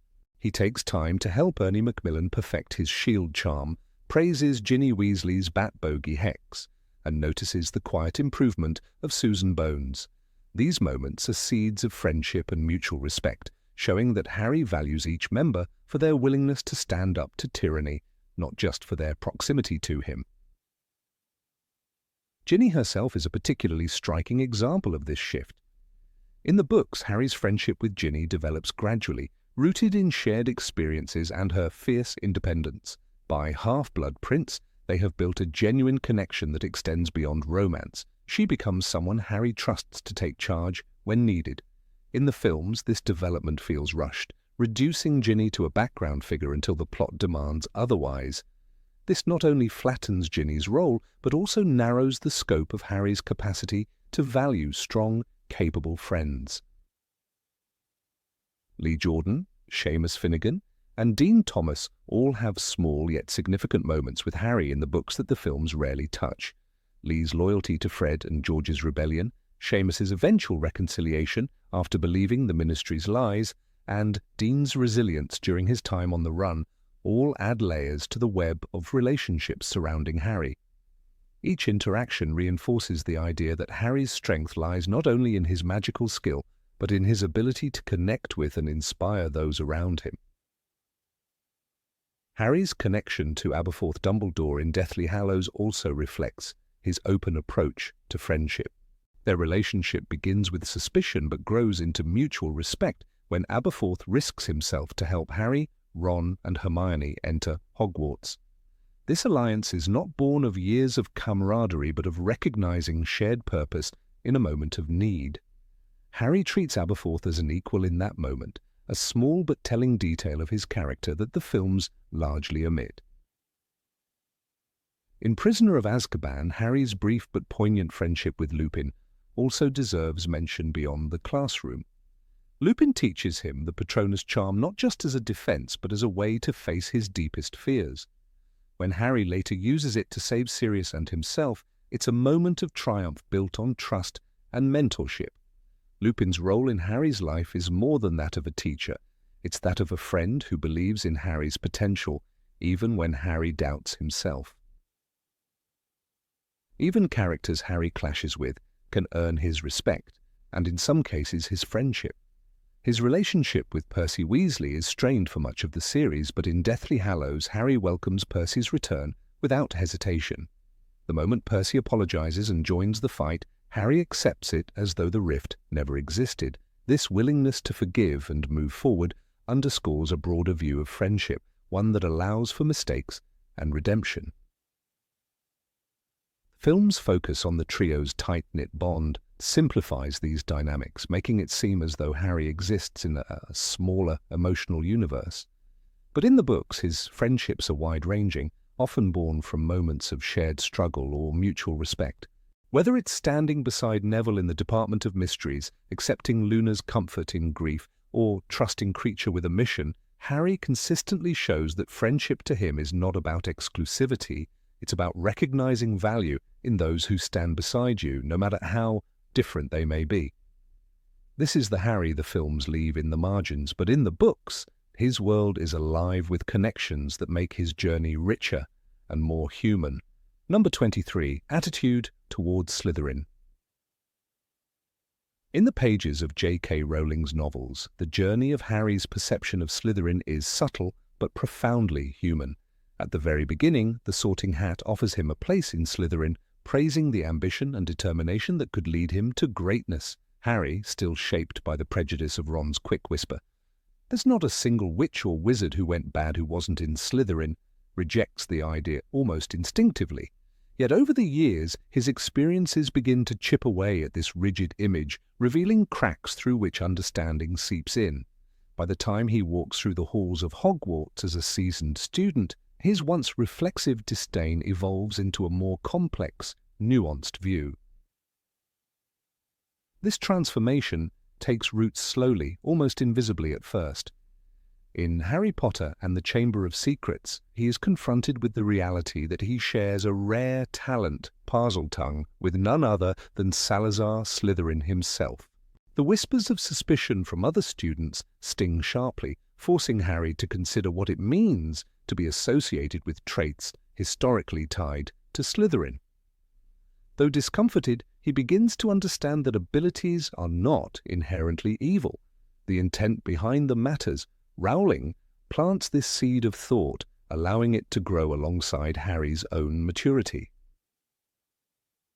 By The Half-Blood Prince, Harry's relationship with a Slytherin student, Draco Malfoy, shifts from simple rivalry to something deeper and more complicated. While he still sees Malfoy as an antagonist, Harry begins to grasp that Malfoy's actions are rooted in fear and coercion rather than pure malice. Watching Draco tremble as he fails to complete the task assigned by Voldemort, Harry sees not a proud villain, but a boy burdened by impossible expectations. In this moment, the walls between Gryffindor's heroic image and Slytherin's dark reputation thin, allowing Harry to glimpse the human reality behind the house stereotype. The books even provide Harry with a crucial figure who embodies Slytherin virtues, twisted into something heroic: Professor Horace Slughorn. Slughorn's ambition is undeniable, as is his tendency to collect talented students like trophies, yet his vanity does not make him cruel, and his connections and cunning ultimately play a vital role in the fight against Voldemort. Slughorn is proof that ambition, when paired with the right heart, can serve the greater good. Harry's willingness to seek Slughorn's trust, to coax the truth about the Horcrux from him, shows how far he has come from the boy who recoiled at the thought of sharing anything in common with Slytherin. One of the most defining moments in this gradual transformation comes in the Deathly Hallows during the Battle of Hogwarts. When Voldemort calls for Harry to be handed over, Professor Slughorn does not flee. Instead, he returns to fight, leading a charge alongside Minerva McGonagall and Kingsley Shacklebolt. In that moment, house boundaries dissolve, and Harry witnesses a Slytherin standing shoulder to shoulder with Gryffindor in the face of darkness. Rowling uses this scene to illustrate that bravery is not the exclusive property of one house, nor is ambition the inevitable seed of betrayal. Yet perhaps the most powerful example of Harry's shift in perspective lies in his reflections on Severus Snape. For years, Snape is the embodiment of Harry's worst image of Slytherin, spiteful, biased, and cloaked in shadows. But with the revelation of Snape's lifelong protection of him, and his enduring love for Lily Potter, Harry's understanding deepens immeasurably. "The bravest man I ever knew," he calls Snape in the final chapter. This sentence is a complete reversal of the boy who once saw Slytherin traits as irredeemable flaws. It is a recognition that loyalty, courage, and love can thrive even within the green and silver. By the epilogue in The Deathly Hallows, Harry's growth culminates in his conversation with his son Albus Severus. The words he offers, "You were named for 2 headmasters of Hogwarts. One of them was a Slytherin, and he was probably the bravest man I ever knew," are not just a father's reassurance, but a statement of identity. Harry acknowledges that belonging to Slytherin is not a mark of shame, and in doing so he erases the prejudice he once carried.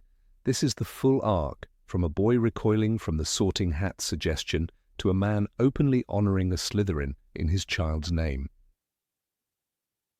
In the films, however, this thread of personal evolution is almost entirely absent. The screen versions of Harry's journey simplify the house rivalry into a sharp line between good and evil. Slytherins are shown jeering in the background, their most prominent representatives, Draco, Crabbe, Goyle, serving as bullies or henchmen. The idea that a Slytherin could be brave, noble, or even simply misunderstood is left unexplored, creating a flatter world than the one Rowling envisioned. For example, in The Deathly Hallows Part 2, the evacuation of Slytherin House before the battle is portrayed as a wholesale removal of potential traitors. Pansy Parkinson's suggestion to hand Harry over is followed immediately by McGonagall ordering the Slytherins to be taken to the dungeons. The books show Slytherins leaving the castle, but they also note that some return to fight. The omission erases the possibility of Slytherin heroism from the cinematic narrative, reinforcing the stereotype rather than challenging it. Even Slughorn's role is diminished in the films. While he is present, his influence and moral complexity are stripped down, and his rallying of reinforcements in the final battle is far less emphasized. The cinematic Harry never has to wrestle with the realization that Slytherin ambition can be used for good. Without that, the audience misses one of the richest lessons of his journey, that moral worth is not dictated by house colors. Draco's arc suffers similarly. In the books, Harry's recognition of Draco's inner conflict adds depth to their relationship. Harry even saves Draco's life twice, in the Deathly Hallows, once from the Fiendfire and once from the Death Eaters. In the films, these moments are visually present, but stripped of their emotional weight. The complexity of Harry's decision to act out of compassion for someone he once considered an enemy is barely acknowledged, leaving little room for viewers to feel the erosion of his prejudice. The absence of Snape's Slytherin identity in Harry's final reflections is perhaps the most glaring omission. While the films show Harry calling Snape the bravest man I ever knew, they never pair it with the acknowledgement that he was a Slytherin. The epilogue line to Albus is shortened, losing the thematic punch that Rowling intended. The cinematic audience is left with the impression that Snape's heroism is an exception in spite of his house, rather than a reminder that such heroism can grow from Slytherin soil. By streamlining the house conflict into a clean divide, the films miss an opportunity to convey one of the series' most important moral lessons, that prejudice can dissolve in the face of experience and empathy. In the books, Harry's slow acceptance of Slytherin values is a mirror for his broader journey toward understanding people beyond their labels. It is a lesson as relevant outside the walls of Hogwarts as within them. Without it, the films deliver a simpler, more comfortable story, one where the heroes and villains wear their colors like permanent badges, unchanging from the first feast to the last battle. The omission also impacts the audience's perception of Hogwarts itself. In the novels, the school is a living community with diverse individuals whose house traits can intersect and blend in unexpected ways. In the films, it becomes more of a stage for a binary conflict. The reality that bravery, loyalty, ambition, and intelligence exist across all houses is muted. What remains is an entertaining but narrower vision, lacking the moral grey areas that give Rowling's world its enduring depth. Harry's journey in the books proves that identity is not destiny. His eventual embrace of Slytherin's strengths, ambition tempered by compassion, cunning guided by conscience, enriches not only his character, but the moral tapestry of the story. The films, by simplifying or omitting these moments, offer a version of Harry who defeats Voldemort without having to dismantle his own prejudices. The victory remains, but the quiet triumph of personal growth is gone, left behind in the pages. Number 24, Influence of Dumbledore. In J.K. Rowling's books, Harry's perception of Albus Dumbledore evolves slowly, shifting from awe to a more complicated, even conflicted understanding. Early in the series, Harry sees him as the ultimate figure of wisdom and moral clarity, a leader who always knows the right thing to do. Yet as the story progresses, particularly in Harry Potter and the Order of the Phoenix and Harry Potter and the Deathly Hallows, cracks appear in that image. Harry begins to notice moments when Dumbledore avoids questions, withholds key information, or pushes him toward dangerous choices without full explanation.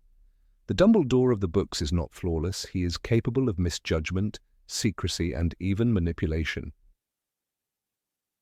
This human dimension is essential to Harry's growth, learning that even the people we admire most can be wrong, and that understanding them requires empathy, not blind devotion.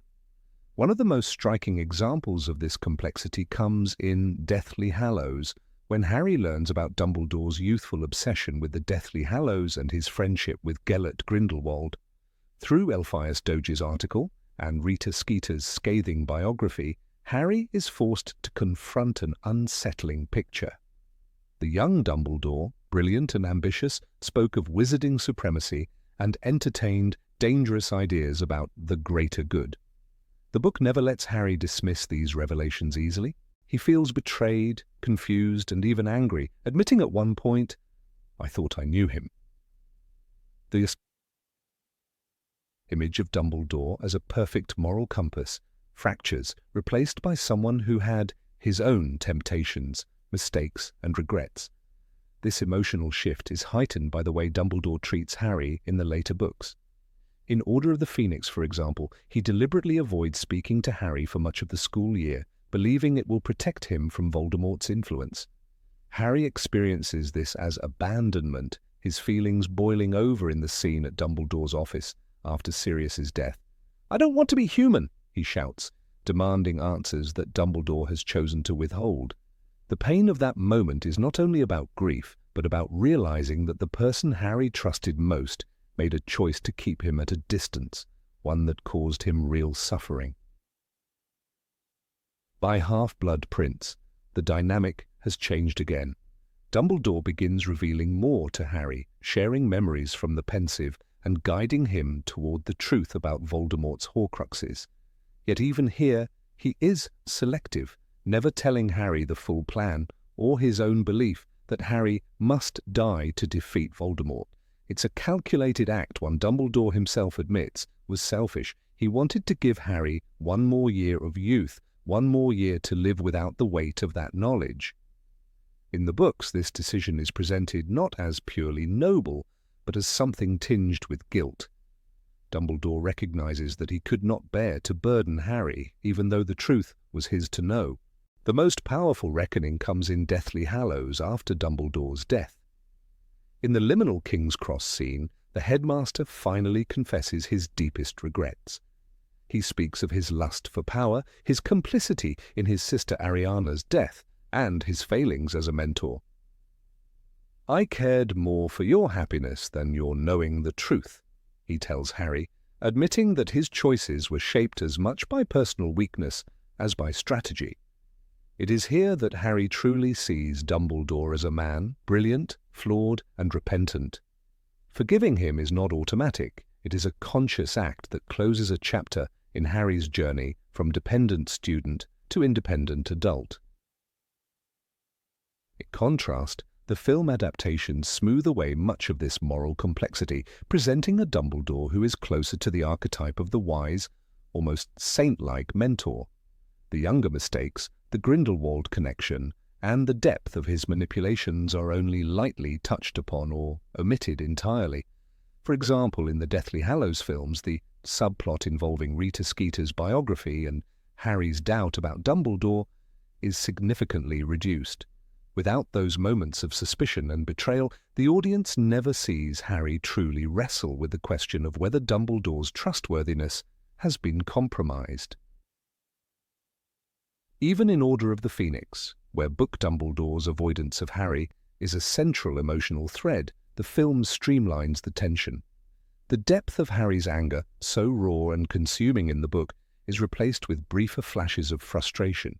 The scene in Dumbledore's office after Sirius's death, which in the book is a storm of grief, rage, and Dumbledore's own vulnerability, becomes in the film a quieter moment that lacks the same searing sense of fracture in their relationship. By softening these conflicts, the films maintain the mentor figure as largely untarnished, making the eventual King's Cross meeting in Deathly Hallows Part 2 more of a serene farewell than a final reconciliation between equals. The result is that film Harry's arc with Dumbledore feels less like a journey toward understanding a complex man, and more like an unbroken line of admiration. Without the doubt and disillusionment, there is no need for the hard work of forgiveness. This changes the emotional weight of the King's Cross scene entirely. In the books, Harry's choice to go back and face death is shaped partly by his acceptance of Dumbledore's flaws. If even someone as great as Dumbledore can make grave mistakes and still fight for what is right, then Harry can too. In the films, the choice feels more like a simple continuation of trust in a perfect leader. Another telling omission is the absence of Aberforth Dumbledore's full role in confronting Harry with his brother's past. In the book, Aberforth's bitter account of Ariana's death forces Harry to grapple with conflicting versions of the man he idolized. "Secrets and lies, that's how we grew up," Aberforth says, a line that strikes at the heart of Harry's dilemma. This conversation adds layers to the central question: how much can you forgive someone for hiding the truth, even if they believed it was for your own good? In the films, this moment is shorter and the sting of betrayal is softened, reducing its impact on Harry's inner conflict. The simplification of Dumbledore's portrayal in the films also affects how the audience interprets his relationship with power. In the books, his reluctance to take the position of Minister for Magic is deeply tied to his awareness of his own capacity for ambition, a self-knowledge forged through painful mistakes. This is why he tells Harry, "I had proven as a very young man that power was my weakness and my temptation." The films rarely engage with this theme directly, leaving out much of the introspection that makes Dumbledore's choices resonate as hard-earned wisdom rather than innate virtue. By streamlining Dumbledore into a largely unassailable figure, the films unintentionally alter the story's moral texture. The books challenge readers to hold in their minds the idea that a hero can be deeply flawed, that trust can be rebuilt after betrayal, and that wisdom often comes at the cost of painful self-awareness. This is an essential part of Harry's coming of age, the recognition that people are not defined solely by their mistakes, nor by their best moments, but by the totality of their choices. Without this lesson, the emotional depth of Harry's final confrontation with Voldemort is diminished because it is rooted not just in bravery, but in the nuanced understanding of human imperfection. The irony is that by making Dumbledore more perfect, the films make him less inspiring. The book Dumbledore's greatness lies not in being above error, but in facing it with honesty and humility. His admission of guilt in the King's Cross scene, his trembling acknowledgement that he feared the truth as much as Voldemort feared death, is one of the most humanizing moments in the series. It tells the reader that even the wisest among us must wrestle with fear and weakness, and that redemption is possible through self-awareness and courage. This difference in portrayal has a ripple effect on how the audience perceives Harry himself. In the books, his capacity to forgive Dumbledore despite feeling manipulated mirrors the forgiveness he offers Snape after learning the truth about his sacrifices. It shows growth in empathy, the ability to see beyond one's own pain to the humanity of others. In the films, where Harry's faith in Dumbledore is never seriously challenged, this growth is harder to trace. The moral lesson becomes less about reconciliation and more about loyalty, subtly shifting the thematic weight. It is not that the films ignore all complexity. Michael Gambon's performance, especially in Half-Blood Prince, conveys a sense of Dumbledore's burden and weariness. But without the narrative scaffolding of doubt, mistrust, and eventual reconciliation, these nuances cannot fully land. The audience sees the cost of leadership, but not the moral reckoning that makes Dumbledore's story so compelling in the books. Ultimately, the change is one of narrative risk. The books take the risk of letting a beloved character fall from his pedestal in the reader's eyes, trusting that the journey back to respect and love will be more powerful for it. The films choose the safer path, preserving the image of Dumbledore as an unblemished guide. Both approaches have emotional impact, but only the books allow the reader, and Harry, to experience the full arc of disillusionment, confrontation, and forgiveness that defines their relationship. And it is in that arc, with all its messy humanity, that the true influence of Dumbledore on Harry's life can be felt. Number 25. Interest in magical creatures. In the pages of J.K. Rowling's books, Harry's relationship with magical creatures is woven into the very fabric of his character. His curiosity about them is not a passing quirk, but a persistent thread that shapes the way he experiences the wizarding world.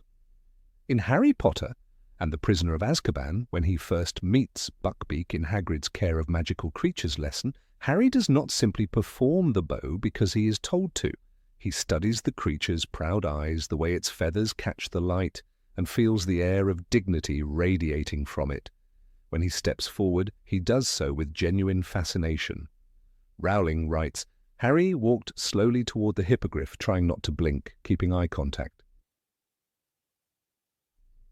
It is not just bravery here, it is respect, and the scene lingers on Harry's willingness to meet the animal on its own terms. In the books, moments like these make Harry's encounters with magical creatures vivid and intimate, as if the creatures themselves are characters with whom he builds a bond. In the films, Buckbeak's introduction is reduced to a brisk moment, an exciting visual spectacle, but stripped of the slow, careful build-up that shows Harry's genuine interest. The bow, the approach, and the ride across the lake happen quickly, focusing more on the grandeur of the flight than on the quiet exchange between boy and creature. Without the lingering sense of Harry's fascination, the scene becomes a brief adventure beat, missing the subtle way Rowling used it to establish Harry's connection to the magical world's living beings. The books also make clear that this curiosity is not selective. Harry is drawn to magical creatures that others overlook or even fear. His first encounter with Thestrals in Harry Potter and the Order of the Phoenix is one of discovery, not revulsion. When he sees the skeletal winged horses pulling the carriages, he does not shy away. Instead, he tries to understand. Rowling notes that they had dragonish heads, protruding eyes, and wide, leathery wings like a bat's. They were standing quite still, reining themselves in, though they looked strong enough to snap granite in their jaws. His fascination deepens when Luna Lovegood explains that they can only be seen by those who have witnessed death. For Harry, they are not frightening. They are a reminder of truths he has already faced. The moment adds depth to his relationship with the unseen parts of the magical world. In the films, Thestrals appear suddenly, with minimal explanation, their introduction more of a haunting visual than a moment of personal connection. The layered detail, Harry's curiosity, his questions, the tactile descriptions of their wings and heads, is gone. The creatures serve the plot, transporting students to the Ministry later, but they do not receive the full weight of Harry's attention or wonder. Without that interest, the films lose a small but essential part of what makes Harry a believable inhabitant of this world, someone who notices its hidden corners. The difference is even clearer in the way the books use Hagrid's lessons as windows into this curiosity. Whether the lesson is about flobberworms, blast-ended scroots, or bowtruckles, Harry listens. Even when the creatures are unpleasant or dangerous, he approaches them with a willingness to understand. In Goblet of Fire, during the lesson with the scroots, he observes them closely, noting their armor-like shells and dangerous ends, even as most students recoil. It is not enthusiasm for danger, it is the same patient observation he offered Buckbeak. The text shows him as a boy who recognizes the creatures as part of the magical world's fabric, not as oddities to be ignored once the novelty wears off. The films almost entirely remove these smaller lessons, choosing to focus on a handful of spectacular creatures instead. Harry's role as an engaged observer disappears, leaving only a hero who occasionally encounters beasts when the plot demands it. Without those incremental, quiet scenes, viewers never see the cumulative effect of his curiosity, the way it teaches him empathy for beings outside human experience. The books also make clear that Harry's openness to magical creatures influences his relationships. His friendship with Hagrid is partly rooted in their shared appreciation for such beings. When most students treat Hagrid's pets as dangerous mistakes, Harry listens without judgment. In Chamber of Secrets, when Hagrid invites him to meet Aragog, Harry is wary but willing. He notices the giant spider's speech, the strange way the colony moves, and even under threat of death, he absorbs details that most would miss. This willingness to see creatures as more than threats builds trust with Hagrid and deepens their bond. In the films, Aragog's scene leans heavily on fear and suspense. The focus is on the danger, the skittering legs, and the narrow escape. The quieter truth that Harry went into the forest out of loyalty and left with a greater understanding of the complexity of magical life is almost invisible. It becomes a survival scene, not an exchange between two very different worlds. Harry's interest in magical creatures is also tied to his empathy for the misunderstood. In Goblet of Fire, the second Triwizard task gives him an opportunity to observe and interact with the merpeople. Rather than treating them as a mere obstacle, he notes their culture, their song, and the eerie beauty of their underwater city.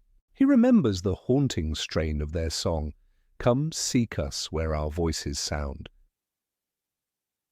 We cannot sing above the ground, and feels a pull toward understanding their lives beyond the task. This is the same quality that allows him to see Dobby as more than a nuisance and Creature as more than a bitter servant.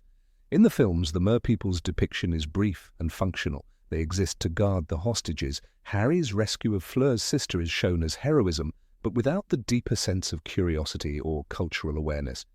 His moment of recognition that these beings have their own lives and values is muted. The broader theme of bridging gaps between species, so prominent in the books, is left in the background. Rowling also uses Harry's interest in creatures as a quiet counterpoint to the Ministry's bureaucratic attitude. In Order of the Phoenix, when he and Hermione help Hagrid with Grawp, the half-giant, Harry does not see him as a dangerous inconvenience, even though the situation is chaotic. Instead, he tries to communicate, to learn a few words of Grawp's language, and to understand his behavior. This is not about heroism, it is about persistence in understanding. In a world where many wizards classify non-human beings by how well they can be controlled, Harry's default is to meet them where they are. The films cut Grawp's subplot almost entirely, reducing it to a brief encounter. As a result, the audience loses a prime example of Harry's patience and willingness to meet creatures on their own terms.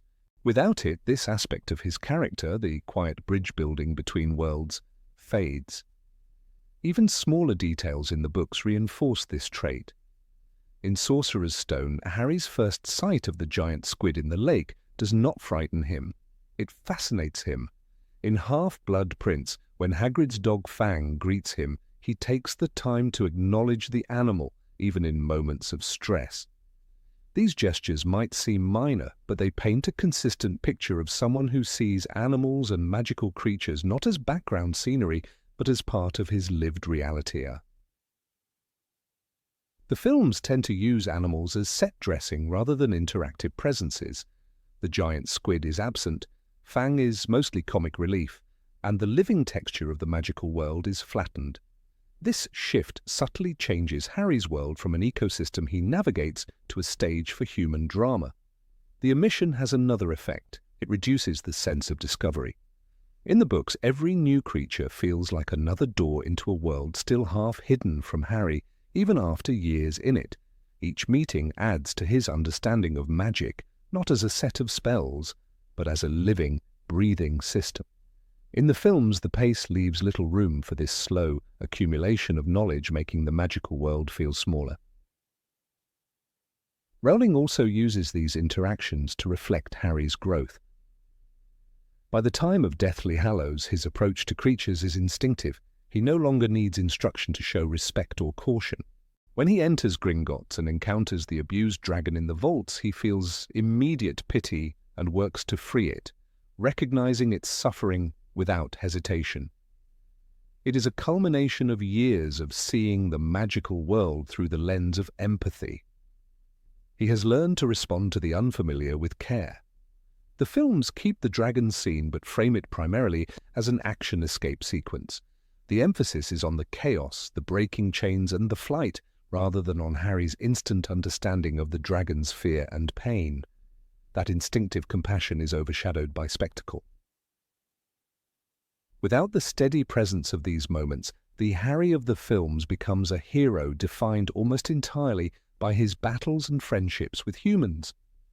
In the books, his courage is matched by a constant willingness to notice and value the other inhabitants of his world. The films, in streamlining the narrative, left behind a thread that quietly but powerfully defined who he was, a boy who never stopped looking, touching and learning from the magical creatures that shared his life. Number 26. Sense of humour in hard times.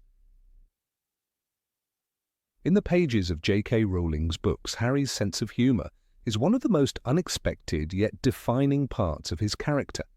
He does not crack jokes in a reckless, insensitive way.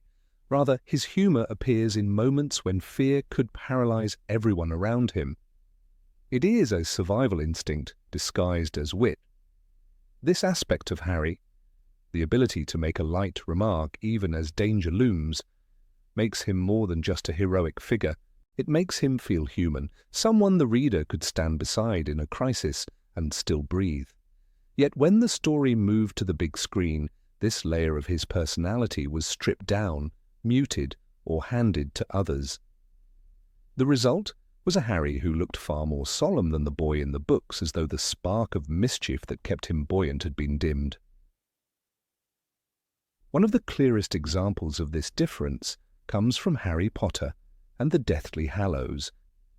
In the book, when Harry, Ron, and Hermione are cornered in the Ministry of Magic during their dangerous infiltration, Harry's mind is racing. The tension is almost unbearable, yet when he is forced to address Pius Thickness, the new head of the Department of Magical Law Enforcement, he still manages to mutter under his breath about trying to get a promotion. It is a small, fleeting moment, but it works like a secret handshake between him and the reader. He is frightened, yes, but he is still Harry.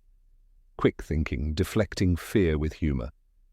The film adaptation removes this, and the scene plays out with relentless grimness, showing Harry as almost frozen in solemnity, without the line.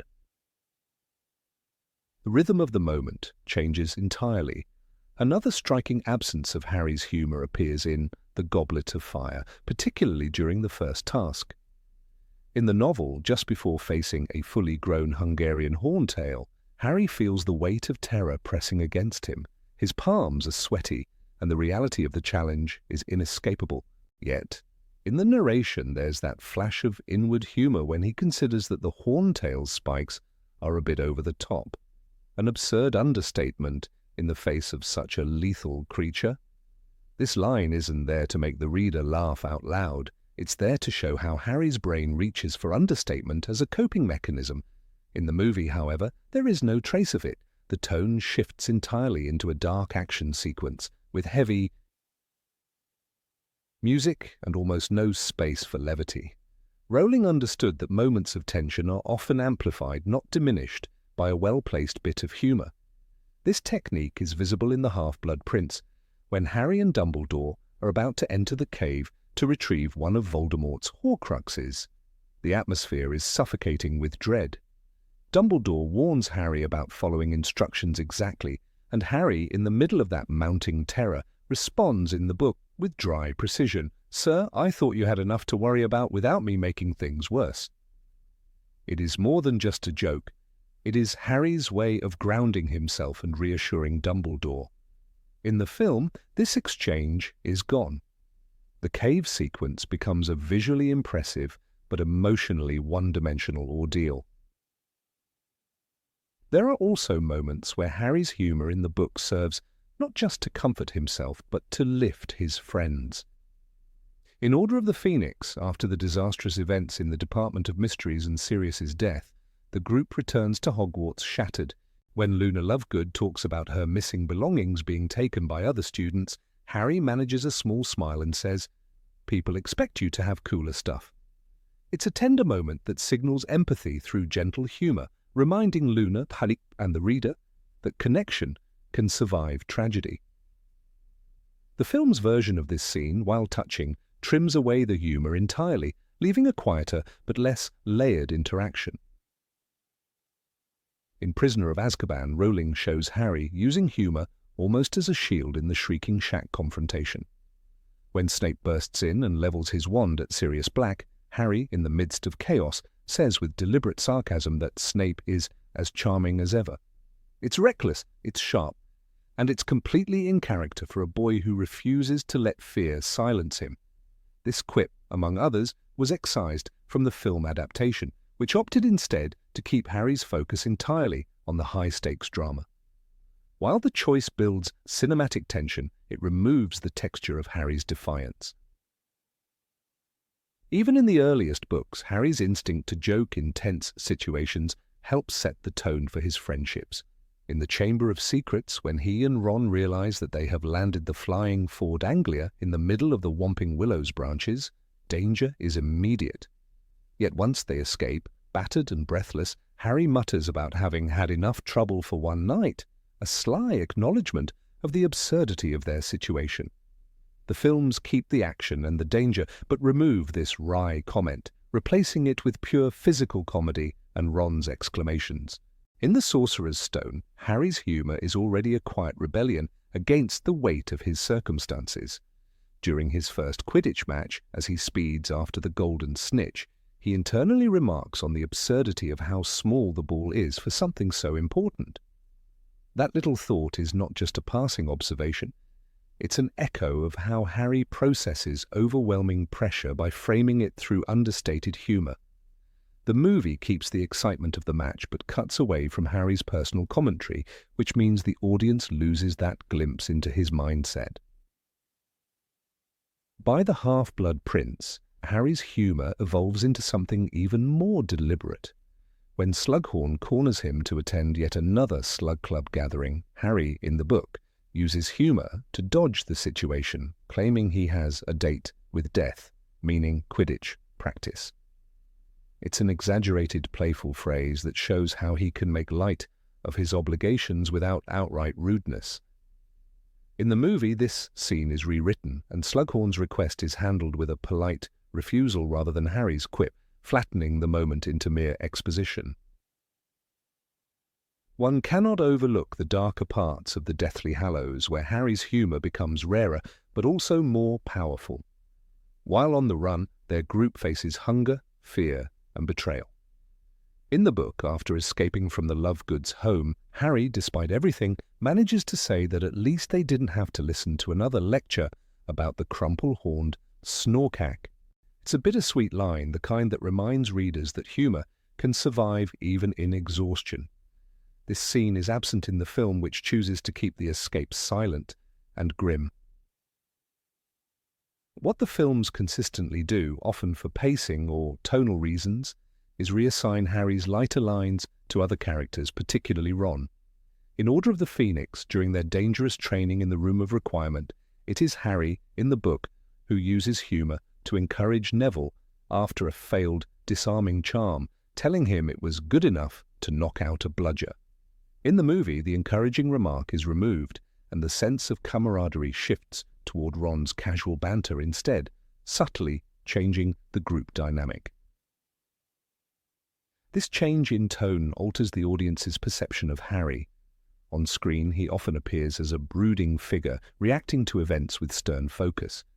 In the books, he is capable of the same seriousness, but he rarely allows it to consume every moment. His wit acts as a release valve, preventing the story from collapsing entirely under the weight of its darkness. When that is stripped away, what remains is a hero who seems older than his years, but also less accessible, less like the boy who could be both brave and human. The absence of Harry's humour also impacts how the audience experiences moments of victory. In the book version of The Prisoner of Azkaban, after successfully conjuring a full Patronus to drive away Dementors, Harry feels an almost giddy relief and jokes to himself about expecting something a bit more glamorous than a stag. That self-deprecating humour is not in the film, which instead plays the moment with swelling music and a solemn expression, presenting it as pure triumph without the intimate touch of Harry's voice. Humour for Harry is rarely about making light of danger itself. It is about giving shape to the absurdities of the magical world and the relentless trials he faces. It is about holding on to something defiantly human when everything around him threatens to turn him into just another soldier in a war. Rowling uses this trait to keep him relatable, reminding the reader that even the Chosen One has the instincts of a boy who grew up laughing with his friends in a Gryffindor common room. By removing much of that humour, the films inadvertently narrow Harry's emotional range. Viewers see the burden, the anger, the grief, but they see fewer moments when he refuses to be swallowed by them. In doing so, the movies deliver a story that is darker, yes, but also less nuanced. The Harry on the page can make a joke at the edge of disaster, and that is precisely what makes his bravery feel real. The Harry on the screen, by contrast, fights his battles with a silence that sometimes feels heavier than it needs to be.